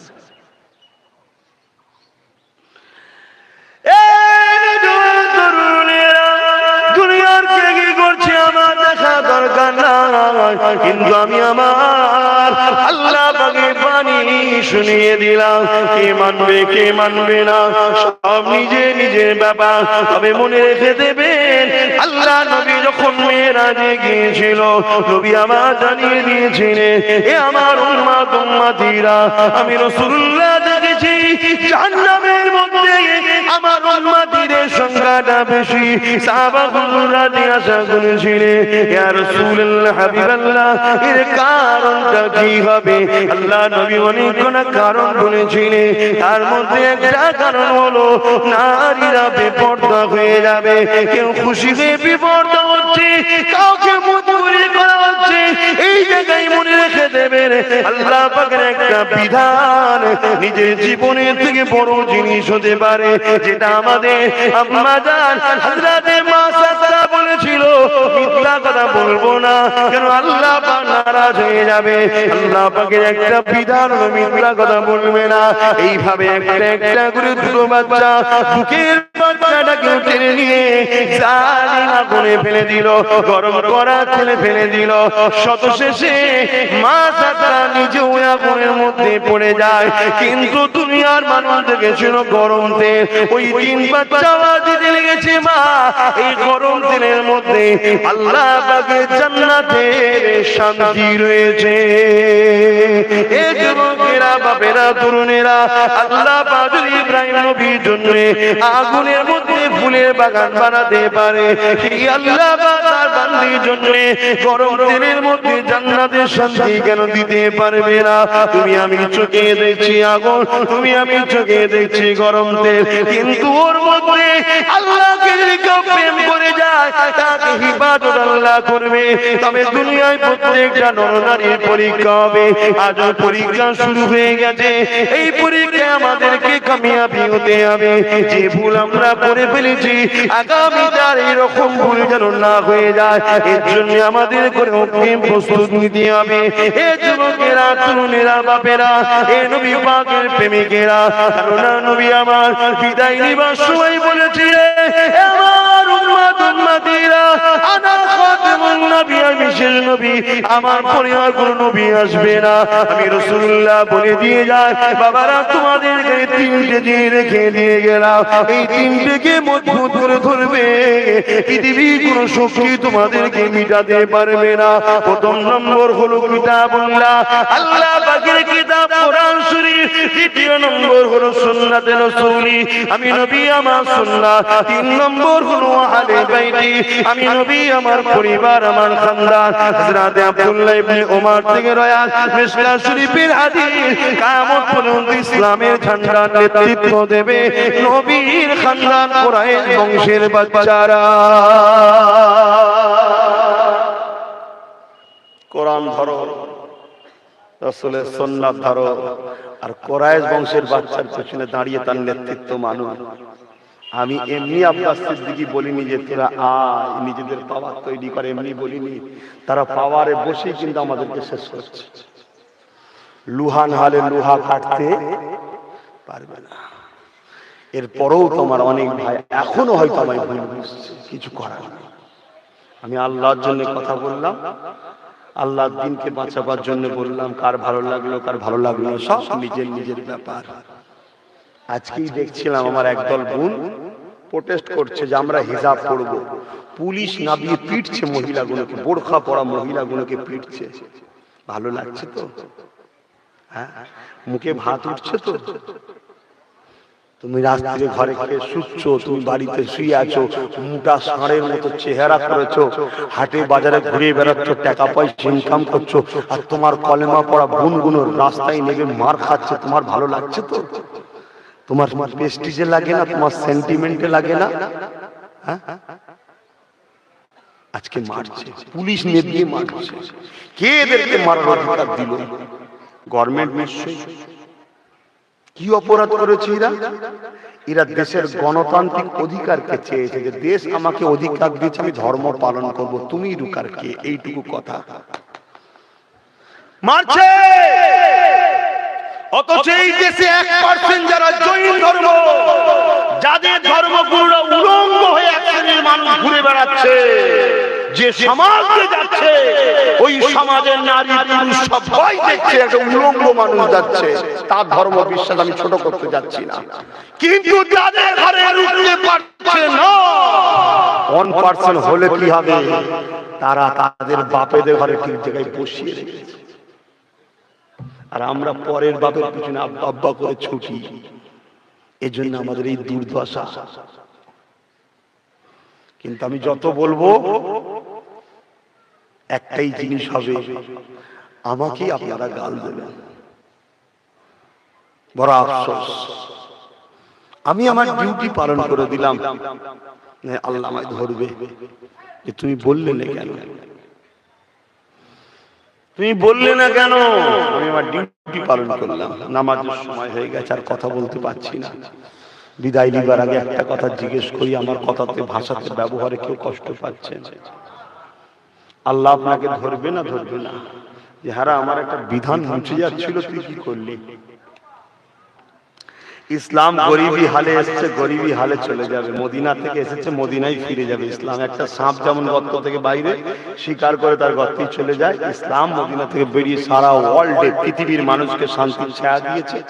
ওই মানুষ যখন আবার অশান্তির আগুনটাকে পছন্দ করবে, ইসলাম আস্তে আস্তে মদিনার দিকে ফিরে যাবে।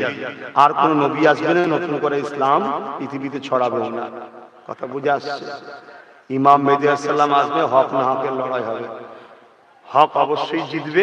একদিন আমার আল্লাহর জমিনের উপরে একটা আর আল্লাহ হক রাখবে না। যত হক থাকবে একটা ঠান্ডা হাওয়া আসবে, সব ঘুমিয়ে পড়বে, ফেরেশতারা তাদের জানাজা পড়বে।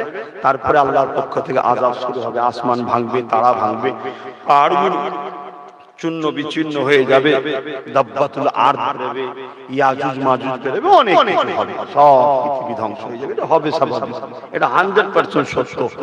সবকিছুর শেষে একটা কথা, আল্লাহ আমাদের কিছু কাজ দিয়েছে না দেয়নি? সেই কাজের মধ্যে একটা কাজ হলো, তোমরা তোমাদের বেটিদের ঘরে, নারীদের ঘরে সুরক্ষিত রাখো, হেফাজতে রাখো। তোমরা রাখতে পেরেছো তো? যদিও বা তোমার মেয়েটা পর্দা করে বেরোয়, অন্যজন আমার পর্দা ধরে টানছে, তার হাত থেকে তোমার বেটিকে সুরক্ষিত করতে পেরেছো? যদি তুমি আবার বেরিয়ে গিয়ে বলে পর্দা ধরে টানলি কেন, অমনি পুলিশ এসে বা তোমাকেই পিটছে। ঘটছে বাবা, গল্প বলছি না, ঘটছে। তা থেকে আমার বাংলাও নিরাপদ নয়। তো বলে হাওড়া জেলায় মেরেছে ম্যাডাম ছাত্রীকে, কেন? হিজাব করে এসেছিস।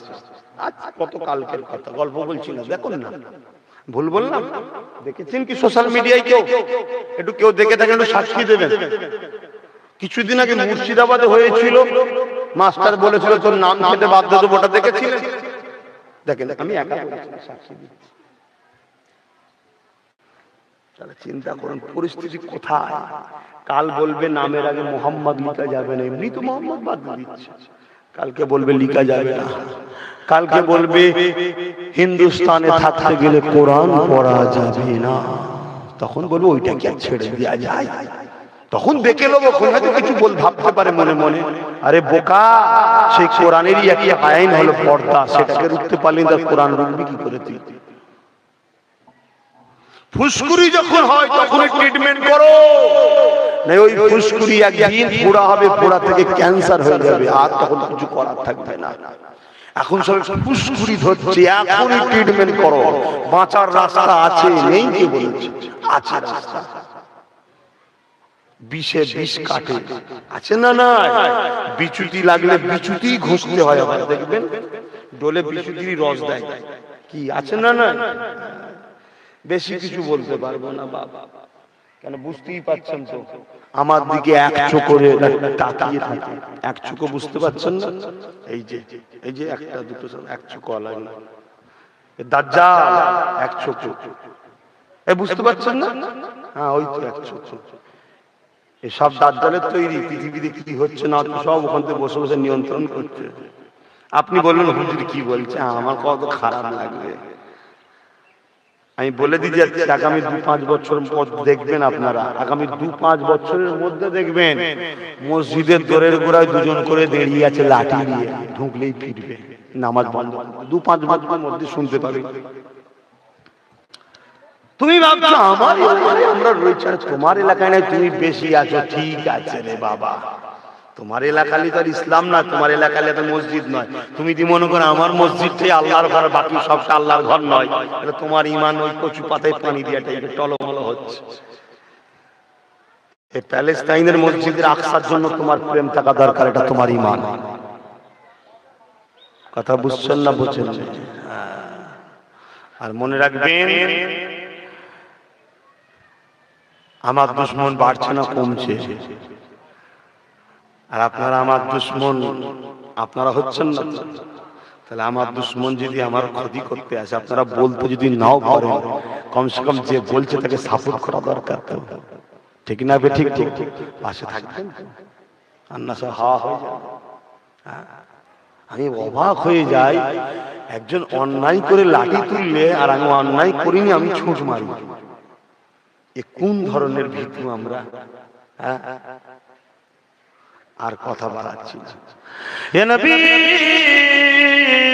সালাম,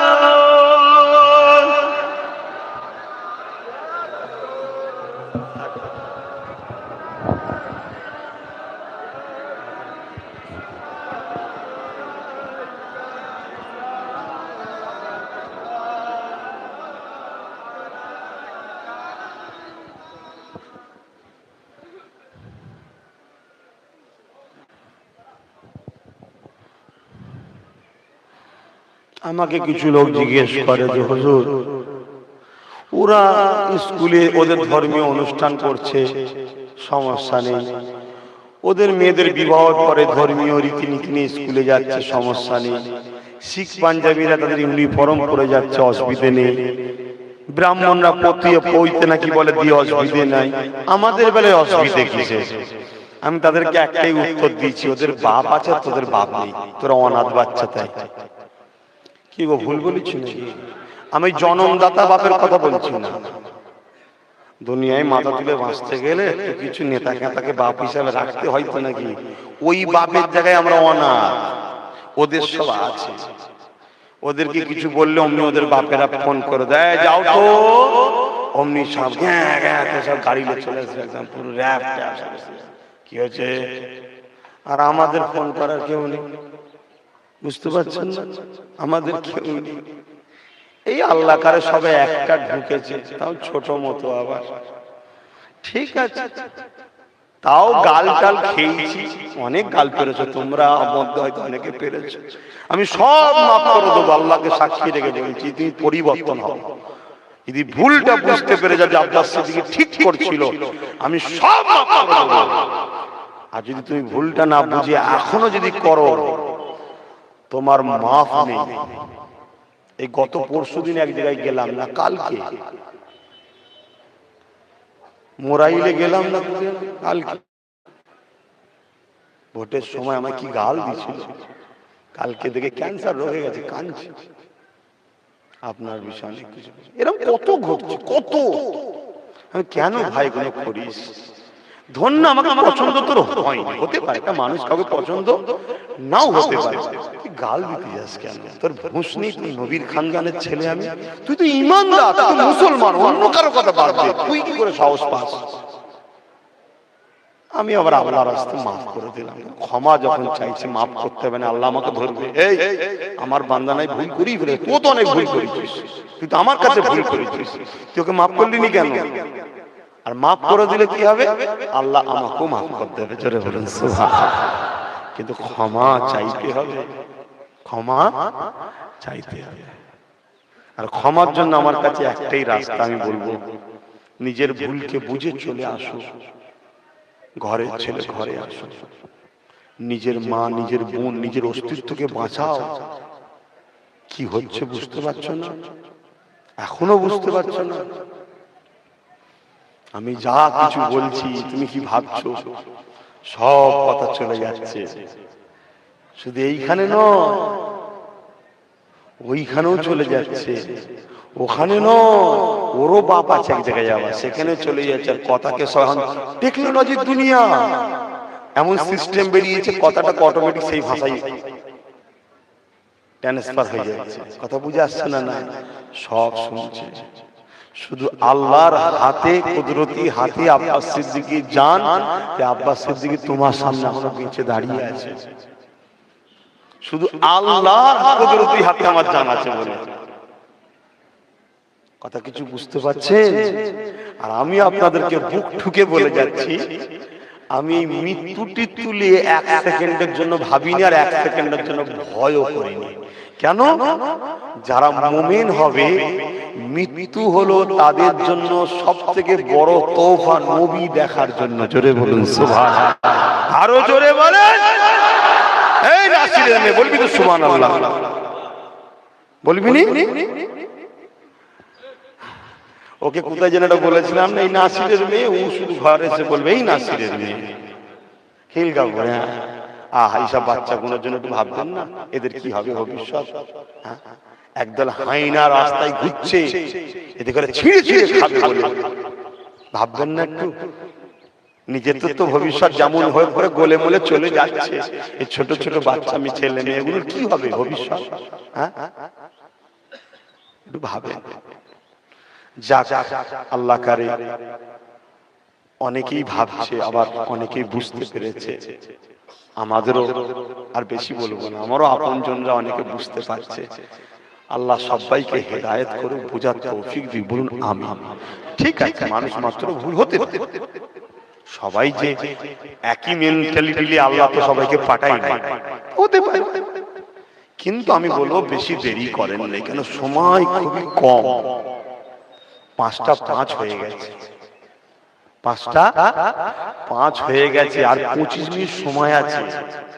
আমি কি বুঝাচ্ছি ধরতে পারছেন তো? সময় খুবই কম, সামনে যা সুযোগ আসবে সেই সুযোগগুলোকে কিন্তু আমাদেরকে আর হাতছাড়া করলে হবে না। আল্লাহ আমাদেরকে বুঝার তৌফিক দেন, বলুন আল্লাহুম্মা আমিন। ইয়া নবী সালাম, ইয়া রাসূল সালাম,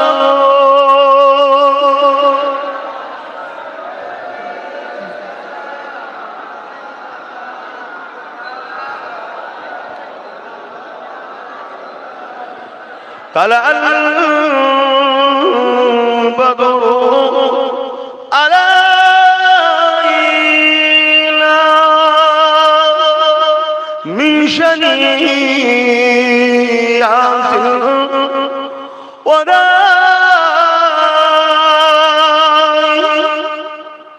وجب الشكر علينا ما دام لله عاهدا يا نبي سلام.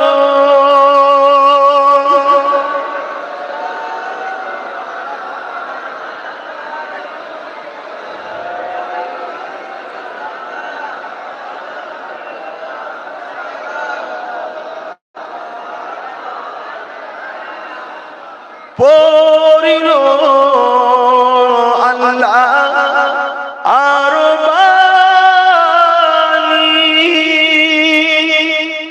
পোহালো দুঃখে এ রজনী,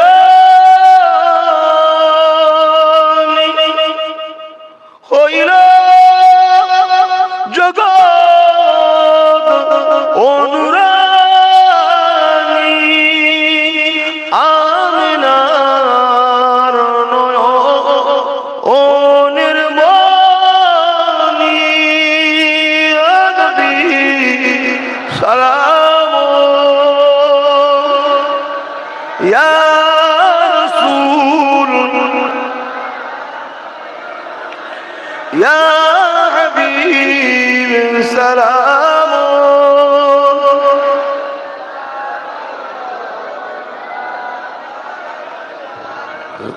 সকলে বসুন, দোয়া হবে। আর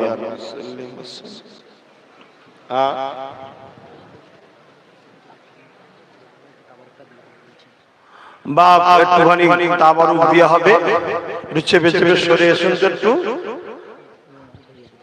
যারা যা আছে ভেতরে সরে আসেন, ভেতরে ঢুকে আসেন, তাবারুকটা নেন, সরে সরে আসেন, ভেতরে সরে সরে আসেন। বুঝতে পারছেন না আমার কথা? সময় কোথায়?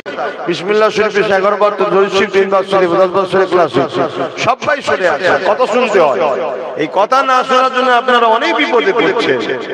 মনে রাখবেন, আব্বাস সিদ্দিকী আপনাদের মতনই দুটো হাত আছে, দুটো কান আছে, চোখ আছে, পা আছে, কথা বলে আপনাদেরই মতো, কিন্তু কোন একটা জায়গায় আল্লাহ আমাকে মর্যাদা দিয়েছে, আপনার নবীর খানদানে পাঠিয়েছে, আলেম করেছে, জাননে ওয়ালাদের মধ্যে রেখেছে। আতে আমি যা বুঝতে পারছি, দেখতে পাচ্ছি, আপনি যা বুঝতে পারছেন না, কথা কোনো শুনতে হয়। সব ঢুকে আসে, চলে আসেন। দরুদ শরীফ আল্লাহুম্মা সাল্লি আলা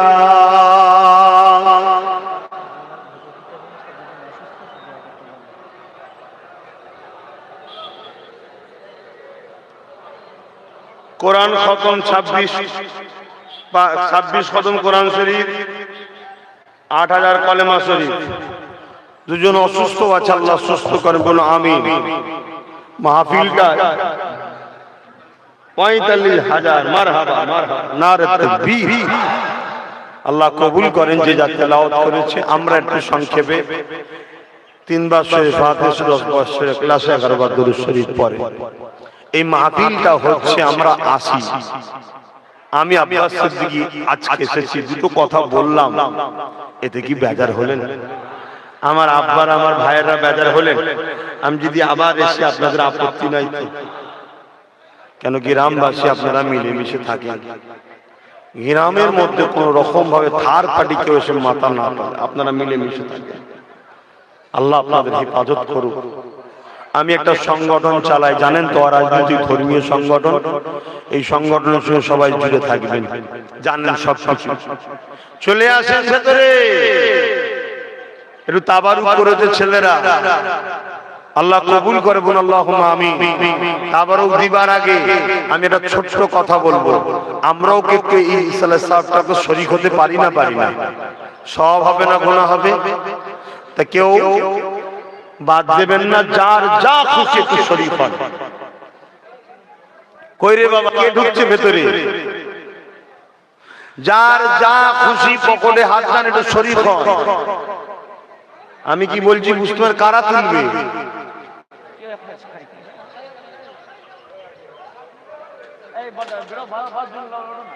তাড়াতাড়ি যান, সময় কম। 5:30 পর্যন্ত অক্টা চাষ হবে। দুয়ার পরেই কাতার দেবেন, এখনো নামাজ হবে। মসজিদ হয়ে গেছে? আচ্ছা, মসজিদে জামাত হয়ে গেছে ছোট করে, যেটা মসজিদের নিয়ম আদব হয়ে গেছে। এখানে আমরা যারা বাকি রয়েছি এখনো, যাদের পড়া হয়ে গেছে আলাদা কথা, দুয়ার পরেই দাঁড়িয়ে যাবেন।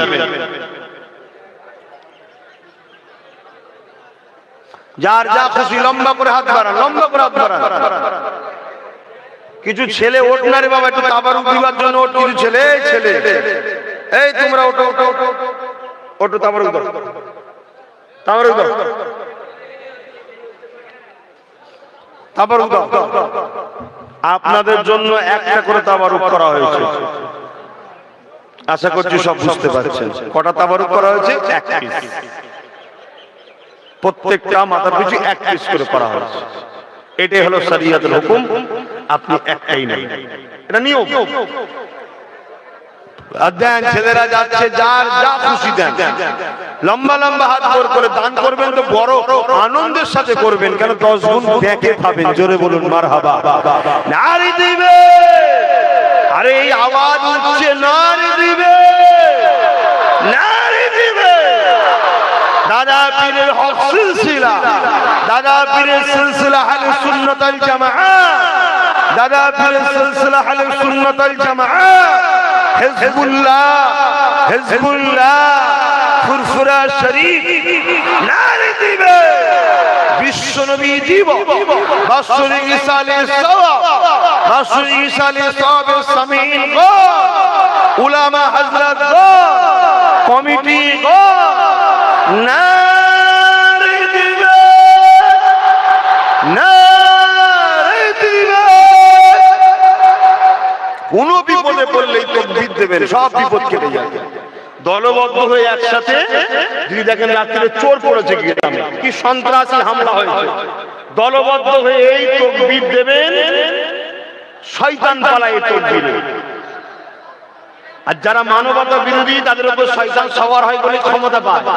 যখনই শয়তান পালাবে, বদমাইশ জিন পালাবে, অমনি সে কমজোর হয়ে যাবে, আপনি সেখানে কামিয়াবি হবে।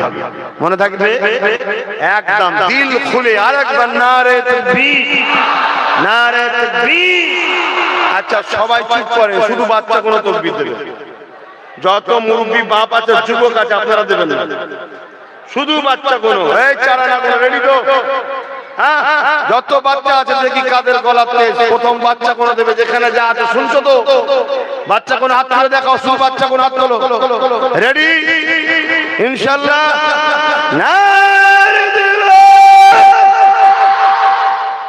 আচ্ছা, এইবারে বাচ্চা কোনো চুপ করো, যুবক কোনো দাও দেখি।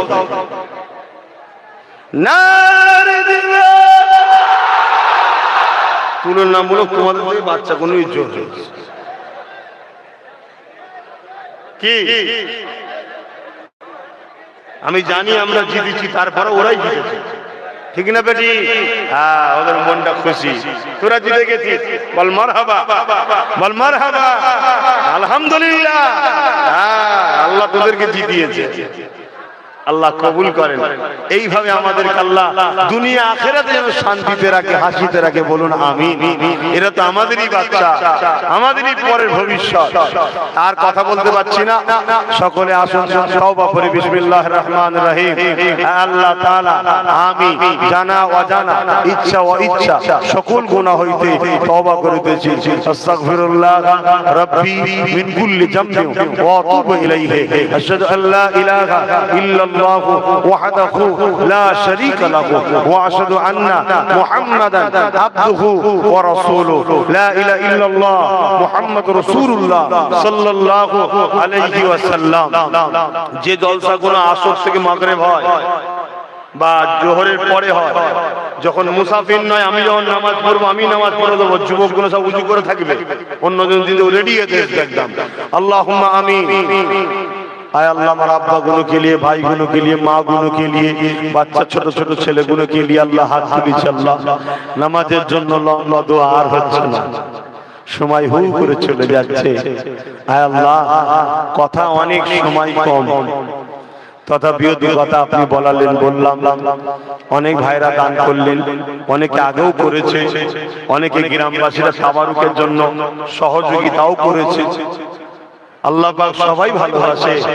এইসব এলাকার মানুষ আমার দাদা হুজুরের পাগল, এই পদ্মপুকুরের মানুষরাও দাদা হুজুরের পাগল। আল্লাহ যে যা করেছে আমার মা বোনেরা, কলেমা শরীফ, কোরআন শরীফ তেলাওয়াত, আমার বাপেরা যা করেছে আল্লাহ কবুল করে।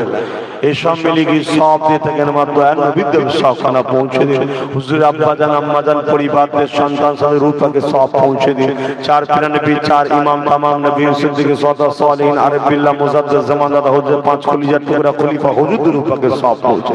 আমাদের দাদু দাদি, নানা নানি, শ্বশুর শাশুড়ি, আত্মীয় স্বজন, মাই মুরব্বি যারা চলে গেছে জান্নাতি করুন। আমাদের যারা বেঁচে আছে, আব্বা আম্মা, ভাই বোন, স্ত্রী, পরিবার, স্বামী স্ত্রীতে মিলে মিশে আল্লাহ সকলকে সুখে শান্তিতে হায়াতে রাখুন। আল্লাহ আয় আল্লাহ আমাদের আত্মীয় স্বজন, নানি কুল, নানা কুল, দাদু কুল, দাদি কুল, শ্বশুর কুল, শাশুড়ি কুল যারা বেঁচে আছে সব সুস্থ রাখুন, ভালো রাখুন। আল্লাহ আয় আল্লাহ খাস করে আমার আব্বাজান আম্মাজান পরিবার, ভাই বোনেদের সকলকে হায়াত দারাজ করুন, সুস্থ রাখুন, ভালো রাখুন, দিন ইসলামের উপরে রাখুন।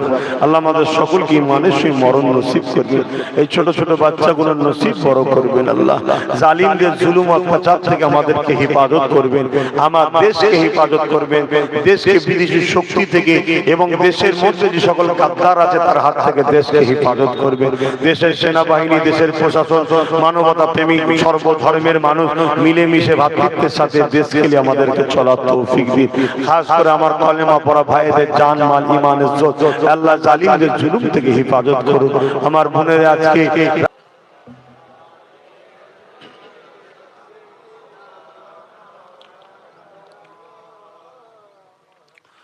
أعوذ بالله من الشيطان الرجيم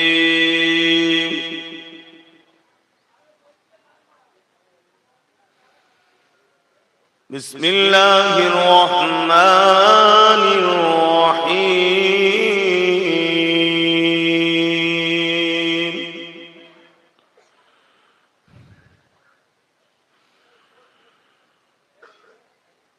لو أنزلنا هذا القرآن على جبل لرأيته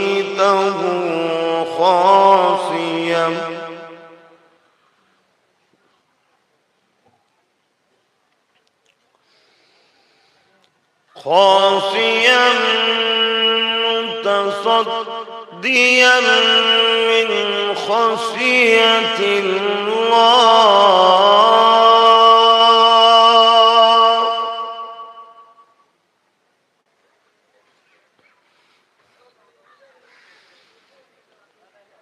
وتلك الأمثال نضربها للناس لعلهم يتفكرون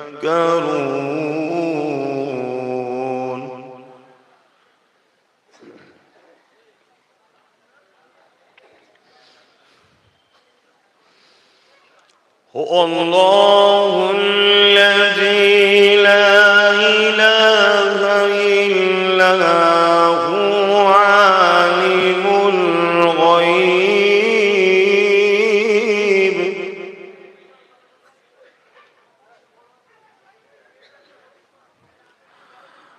عالم الغيب والشهادة هو الرحمن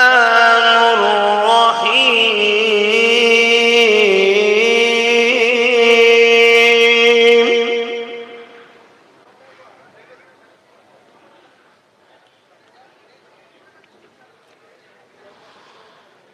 هو الله الذي لا إله إلا هو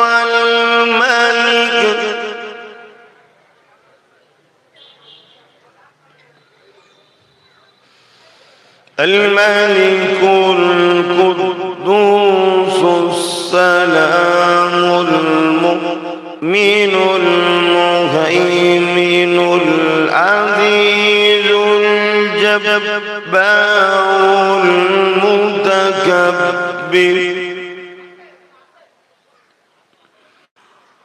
سبحان الله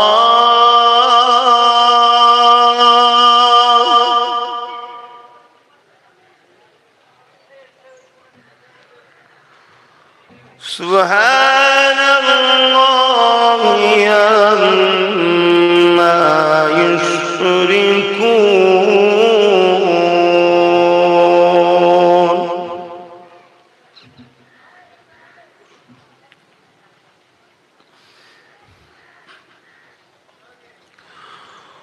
هو الله الخالق البارئ المصور له الأسماء الحسنى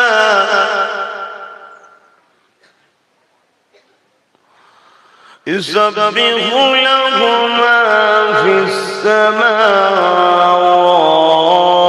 والأرض وهو العزيز الحكيم صدق الله العظيم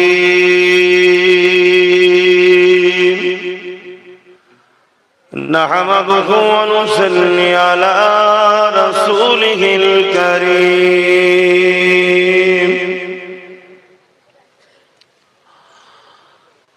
أما بعد فيا أيها الحاضرون رحمكم الله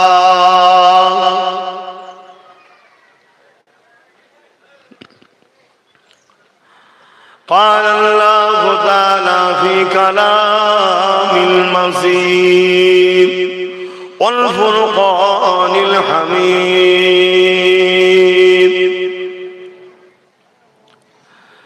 إن الله وملائكته يصلون على النبي يا أيها الذين آمنوا صلوا عليه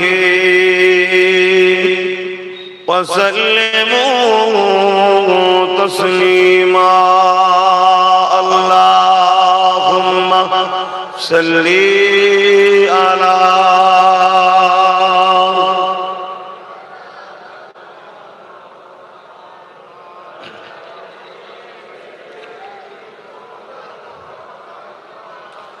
محبت اللهم صل على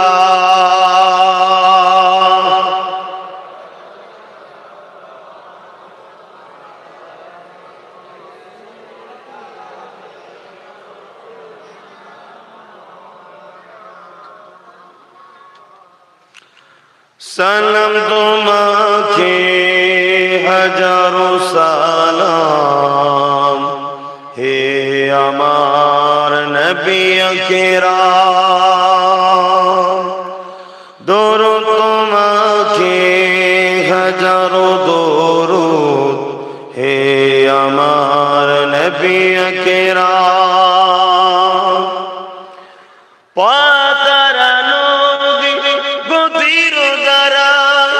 প্রবাহিত হলো তোমারি ছোঁয়ায় ও তারা নদী গতির দ্বারা প্রবাহিত হলো তোমারি ছোঁয়া হে আমার নবী আকরাম হে আমার নবী আকরাম দরুদ তোমাকে হাজারো দরুদ হে আমার নবী আকরাম আল্লাহুম্মা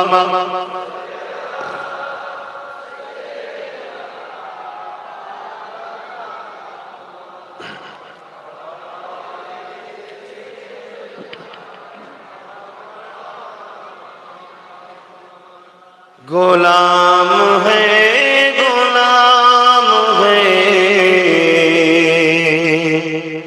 रसूल की गुलाम है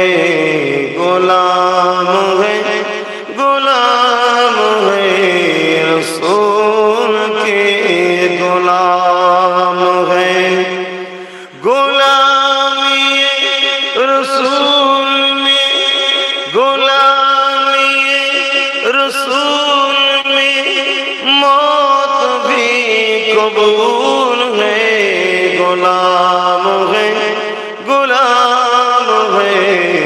रसूल की गुलाम है जो ना हो उसके वास्ते वो जिंदगी फजूल है जो ना हो उसके वास्ते वो जिंदगी फजूल है गुलाम है रसूल की गुलाम है गुलामी रसूल में मौत भी कबूल है गुलामी रसूल में मौत भी कबूल है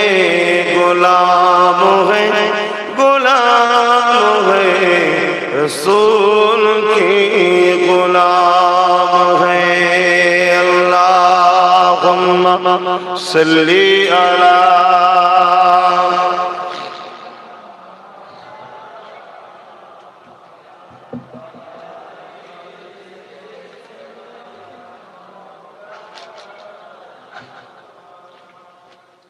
कलमे ला इलाहा इल्लल्लाह जुज ला इलाहा इल्लल्लाह ला इलाहा শুরু শুরু আসেন যারা বাইরে এখনো দাঁড়িয়ে আছেন ভেতরে আসেন লা ইলাহা ইল্লাল্লাহ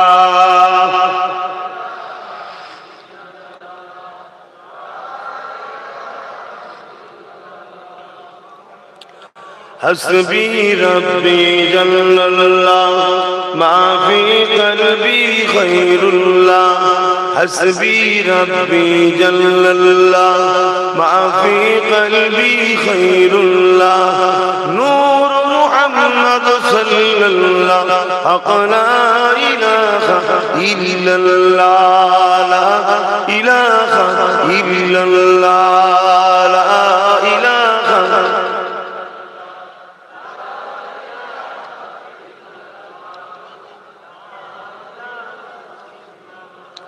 आदम नबी सफीउल्लाह मूसा नबी कलीमुल्लाह आदम नबी सफीउल्लाह मूसा नबी कलीमुल्लाह इब्राहीम नबी खलीलुल्लाह আমাদের নবী হাবিবুল্লাহ লা ইলাহা ইল্লাল্লাহ লা ইলাহা ইল্লাল্লাহ লা ইলাহা ইল্লাল্লাহ লা ইলাহা ইল্লাল্লাহ লা ইলাহা ইল্লাল্লাহ মুহাম্মাদুর রাসূলুল্লাহ আল্লাহুম্মা সাল্লি আলা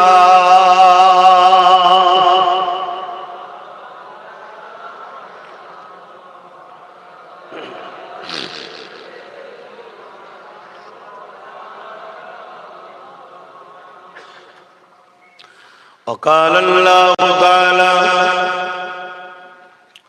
في كلام المزيد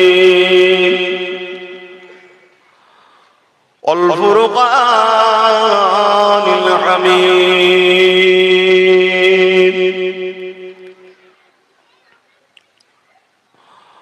وما خلقت الجن والإنس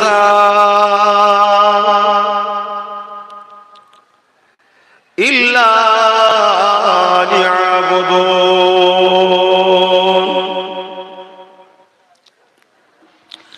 আমার আব্বা জানেরা, পর্দা নিশিনা আমার আম্মা জানেরা, আমার ভাইয়েরা, নওজওয়ানেরা, তরুণেরা, পর্দা নিশিনা আমার বোনেরা, ছোট ছোট বাচ্চারা, আজ আপনাদের পদ্মপুকুর গ্রামে ঈদগাহ ময়দানে ইসালে সওয়াব দোয়ার মাহফিল, ওয়াজের মাহফিল। আমি গুনাহগারকে আপনারা ভালোবাসেন, ছেলের মতো, ভাইয়ের মতো, তাই নিয়ে আসেন এবং আসলো আপনারা ছুটে ছুটে এসে বসেন। আর আমি আপনাদের ঘরে এসে বারবার ওই একটা কথাই বলি, আল্লাহ আল্লাহ রসুলের কথা, ঠিক না বেটি? তা আজও বিষয় একটাই, যে পৃথিবী চিরস্থায়ী আমাদের জন্য নয়, আজ আছি কাল নাই। আমার ছোট হুজুর পীর কেবলা জুলফিকার সিদ্দিকী আল কুরাইশি এই গ্রামেও আসতেন। কত ওয়াজ করেছে আপনার দাদরা, যুবকরা, আপনার দাদরা সব ওয়াজ শুনেছে। ওয়াজ করতে করতে টান দিতেন বাবারা বলে সবাই হাউমাউ করে কাঁদতেন। তিনিও কিন্তু আজকে কবরের মানুষে চলে গেছে। আমার বড় চাচা যান পীর আল্লামা কালিমুল্লাহ সিদ্দিক হুজুর পীর কেবলা এই পাশে খানকা শরীফ করে মানুষের ইলমে বাতিনি শিক্ষা দিয়েছে। কত কষ্ট করেছে, এই বয়সে প্রতিদিন ছুটে বেড়াতেন। আজকে আল্লাহর ডাকে তিনিও চলে গেছে। আজ আব্বাস সিদ্দিকী এসেছে, আমাকেও একদিন চলে যেতে হবে। আপনারাও এসেছেন, আপনাদের ঘরে একদিন চলে যেতে হবে। কিন্তু কিছু কাজ আল্লাহ দিয়েছে, সেই কাজগুলো যদি করে যেতে পারি, যেমন ছোট হুজুর করে গেছে, ইনশাআল্লাহ চিন্তা নেই। আমরা যদি করে যেতে পারি তাহলে আমাদেরও চিন্তা নেই। আল্লাহ কারো উপরে জুলুম করবেন না, কারোর সঙ্গে ব্যক্তিগত আল্লাহ পাকের রাগ মিটাবেন না, নাউজুবিল্লাহ। তিনি সমস্ত জুলুম থেকে পাক, জোরে বলুন সুবহানাল্লাহ। কিন্তু তিনার নিজাম, তিনার আইন, তিনার কানুন কখনো রদ হয় না।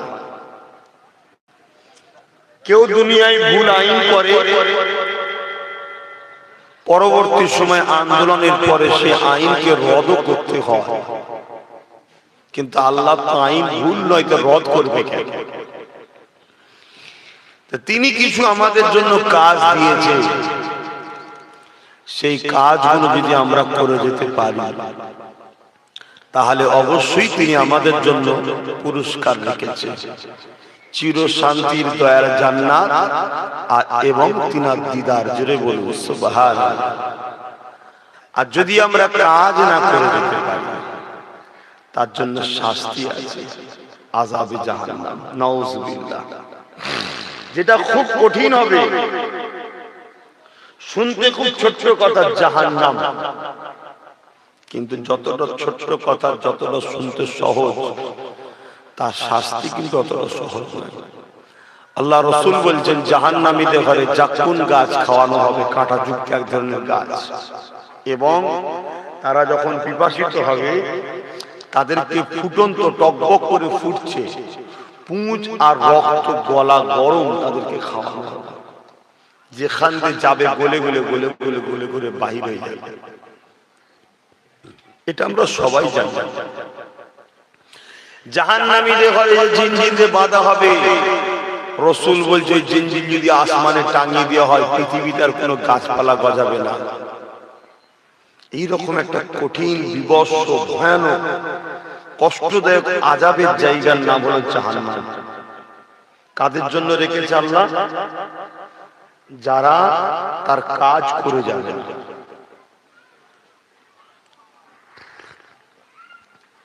আমরা সচরাচর স্কুলে যখন পড়াশোনা মাস্টার দেয়, করে না গেলে মাস্টার মারে না কথা বলবেন একটু। এই যে মারে, মাস্টার কি আমাদের ক্ষতি করে? দোষ মাস্টারের নয়, দোষ তো আমাদের। কারণ মাস্টার যে পড়াটা দিয়েছে ওটা তো আমাদের ভালোর জন্য দিয়েছিল। আমরা যদি পড়তাম, শিক্ষিত হতাম, মাস্টার তো আমাদের ভালো চায়, কিন্তু আমরা পড়ে না গেলে মাস্টার আমাদেরকে মারে। এই মারাটা কিন্তু আমাদেরই প্রাপ্য, মাস্টারের দোষ নয়। দুনিয়ার মাস্টার যদি এই কাজ করতে পারে, সবকিছু যা সেই আল্লাহ যে কাজ দিয়েছে সেই কাজ যদি আমরা করে না যাই, আমার আল্লাহ আমাদেরকে মারবে না? আজকে দেশ একটা জোর করে কিছু মানুষ আমার দেশের মধ্যে আমাদের উপর আইন চাপিয়ে দেয়, যেটা গণতন্ত্রের বিরুদ্ধেই ধরছি, জোর করে চাপিয়ে দিল। আমরা যদি সেটাকে না মানি, আমাদের জেল হবে, অত্যাচার হবে, মারধর হবে, ঠিক না বেটি? কিন্তু যিনি আমাদের স্রষ্টা, সবকিছু তিনার, এই জমিন তিনি দিয়েছেন আমাদের ঘরে, জমিন তিনার, আসমান তিনার, চোখে দেখছি দেখাটা তিনার দিয়া নিয়ামত, সব তিনার। আমরা যদি তিনার হুকুম না মেনে চলি, তিনি আমাদের জন্য আযাব রেখেছে, আযাব রাখাটা তিনার অন্যায় নয়, আমাদের প্রাপ্যটা হবে। বলছি, আর তিনি আমাদের ঘরে ঢুকেছে কাজ করতে, যেটা বলেছে ওই কাজগুলো যদি করি, তিনার উপকার হবে না, আমাদেরই উপকার হবে। তিনি আমাদের ঘরে কি কাজ দিয়েছে?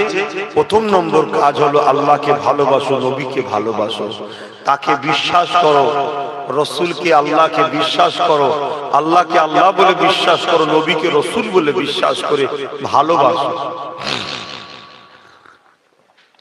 তেনাদের কথা মতো চলো। এটা প্রথম কাজ। এই ভালোবাসাটা আমাদের দরকার আছে না? জি,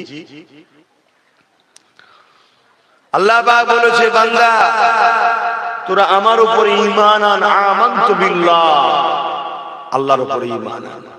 কেমন ঈমান আনবি? আমার হাবিব যেভাবে ঈমান এনেছে, জোরে বলুন সুবহানাল্লাহ। আল্লাহ নবী মক্কার মানুষদের ঘরে এই কথাগুলোই বলেছিল ডেকে সর্বপ্রথম, যে তোমরা তোমাদের স্রষ্টার উপরে ঈমান আনো। মক্কার মানুষরা আমার নবীর সঙ্গে ঝগড়া পর্যন্ত করেছিল। দ্বিতীয় নম্বর, তোরা আমার হাবিবকে রসুল বলে মেনে নে, মুহাম্মদুর রাসূলুল্লাহ, এটা তোদের কাজ, মেনে নে। কিন্তু মানুষ এটা মানতে চায়নি। তারপরে কি কাজ দিয়েছে? তোরা 5 ওয়াক্ত নামাজ পড়বি, যে নামাজ তোদের উপকার, আমার নয়। তোদেরকে আমি এমন ভাবে বানিয়েছি, 5 ওয়াক্ত নামাজ না পড়লে তোদের ক্ষতি হবে, আর 5 ওয়াক্ত নামাজ পড়লে তোদের খাদ্য থেকে শুরু করে, হজম থেকে শুরু করে, শরীর থেকে শুরু করে সব কিছু তোদের ভালো থাকবে। জোরে বলুন সুবহানাল্লাহ। 3 নম্বর, আমি আল্লাহ তোদের জন্য 1 মাস রোজাকে ফরজ করেছি, এই রোজা তোরা রাখ। 4 নম্বর, গরিবদের মাফসুল, ধনী লোকদের জন্য তোরা যাকাত দে, শতকরা 2.5 টাকা গরিবদের প্রাপ্য। এটা ধনী লোক যদি দিবার সময় মনে করে আমি দান করছি, ভুল হবে। এটা তোমার টাকা, এটা গরিবের টাকা, তোমার কাছে রাখা ছিল, গরিবকে পৌঁছে দেওয়াটা হলো তোমার দায়িত্ব। জোরে বলুন সুবহানাল্লাহ। এই কাজটা আমাদের ঘরে কে দিয়েছে? কথা বলুন, একটু সারা দেন। এই কাজটা কে দিয়েছে? আল্লাহ দিয়েছে। আল্লাহর কাজ করবেন না করবেন না? না করেন, আমার আল্লাহর অসুবিধে আছে না? অসুবিধে কাদের? আমার। এই যাকাত সর্বপ্রথম প্রাপ্য কারা? যাকাত দাতার আত্মীয়র মধ্যে গরিব যারা, শুনে রেখে দেয়, যাকাত যিনি দেবেন তার আত্মীয়র মধ্যে যারা গরিব আগে তাদের হক। আমরা দূরে দূরে দূরে দূরে নাম কামাবার জন্য পাঠিয়ে দিই, হবে না। আপনার আত্মীয়র মধ্যে কেউ গরিব আছে কি দেখেন। আপনার খালা গরিব, আপনার মামা গরিব, আপনার চাচতো ভাই গরিব, আপনার চাচতো বোন গরিব, আপনার বুনাই গরিব, আত্মীয়র মধ্যে কথা বুঝে আসছে না, তাদেরকে দিন। এইটা তাদের হক। আগে যাকাত থেকে আমরা মনে করি একটা কেমন একটা টাকা, না কিচ্ছু কেমন টাকা নয়, এটা তার পক্ষ থেকে আল্লাহ ব্যবসায় বরকত দিয়েছে, ওইদের পক্ষ থেকে একদম পিওর হালাল। শুধু ধনী লোকের জন্য নয়, গরিবের জন্য পিওর হালাল। কথা বুঝছেন না, বোঝেন না? কোন নাক ছিটকাবার ব্যাপার নেই যে আমি যাকাত নেবো না। তুমি যদি গরিব হয়, এটা তোমার জন্য আল্লাহর পক্ষ থেকে বরকত এসছে। নেবে না মানে তুমি শীতকালেই গুনাহ হবে। তুমি যদি প্রাপ্য হও তুমি লাও, তুমি আত্মীয় তো কি হয়েছে। তারপরে একটা হলো কি, ধনী লোকদের জন্য হজ। হজ তো বাপ বন্ধ করে দিয়েছে শুনছি, খুব কম কম লোক যাচ্ছে। যদি কখনো খোলে, যুবকগুলোকে বলবো এই বয়সে হুড়মুড় করে সব চলে যাও, আল্লাহর উপর ভরসা করে। নবী পাকের যদি ইশারা হয়, আল্লাহ যদি হুকুম হয়, নিয়ত করে লাও, যুবক বয়সে হজ করে লাও। এটা ধনী লোকদের। এর পাশাপাশি আল্লাহ পাকের হুকুম কি, হালাল ইনকাম করো, এটা পুরুষদের জন্য। হালাল ইনকাম করো, হালাল খাও, হালাল খাওয়াও। একজন আলেম বান্দা ছিলেন, তার 10টা সন্তান ছিল। 9 জন আলেম, 9 জন হাফেজ, সব আল্লাহওয়ালা ছেলে হয়েছে। একটা ছেলে বিগড়ে গেছে। জিজ্ঞেস করছে যে হুজুর, আপনার সব ছেলেরা আল্লাহ করে ভালো, আপনার এই ছেলেটা খারাপ হলো কেন? আল্লাহ পাকের আলেম বান্দাটা কাঞ্চার বলছে, একটা ছোট্ট ভুলের জন্য। কি ভুল? একদিন এক মানুষ আমায় দাওয়াত দিয়েছিল, তার বাড়িতে গিয়ে খাওয়া দাওয়া করেছিল, খাদ্যটা ছিল হারাম পয়সা। আর ওই দিনের খাদ্যর খেয়ে এসে ওই রাত্রি আমি আমার স্ত্রীর কাছে গিয়েছিলাম। বাকিটা বুঝতে পারছেন। ওই রক্তেই সন্তান আজকে সে শরিয়ত বিরোধী হয়ে গেছে। আমরা যদি হারাম খাই, আমাদের বাচ্চাদের ঘরে হারাম খাওয়ায়, কি খবর? বস, আমাদের বাচ্চাদের ঘরে যদি হারাম খাওয়ায়, তাহলে তো বিপদ হয়ে যাবে। পানি আছে বাপ, বসে বড় গালেটা দিতে। আমরা যদি আমাদের বাচ্চাদেরকে খাওয়াই হারাম, তাহলে ওই বাচ্চা দ্বারা দিন ইসলামের উপকার হবে? ওই বাচ্চা বড় হয়ে যেত পীরের আওলাদদেরকে গালি দেবে, ঠিক না? ঠিক। ওই বাচ্চা তো বড় হয়ে যে ইমাম সাহেবের কলা ধরবে। ওই বাচ্চা বড় হয়ে তো মসজিদের সম্পদ ঝেড়েই খাবে। তাহলে সে তো তার লাইফ বরবাদ হচ্ছে। আপনি কবরে নিজে হারাম ইনকাম করার জন্য মার খাবেন, আবার আপনার ছেলে ভুল রাস্তায় যাওয়ার জন্য মার খাবে। আর একটা বিষয় আল্লাহ হুকুম করেছে, বিশেষ করে নারীদের জন্য, নারীরা তোমরা পর্দায় থাকো। আল্লাহ পাক তিনার পরিবার, আল্লাহ পাক নবীর পরিবার দেখারে বলেছেন, হে আমার হাবিব, আপনার পরিবার দেখারে বলে দিন, কন্যা দেখারে তারা যখন বাইরে বেরোবে নিজেকে যেন কাপড় দিয়ে ঢেকে বাইর। এটা কার হুকুম? আল্লাহর হুকুম। কিন্তু আজ সেই হালাল ইনকামও শেষ আর পর্দাও শেষ। যদি এই হুকুমগুলো আমরা না মানি, ক্ষতিকার হবে।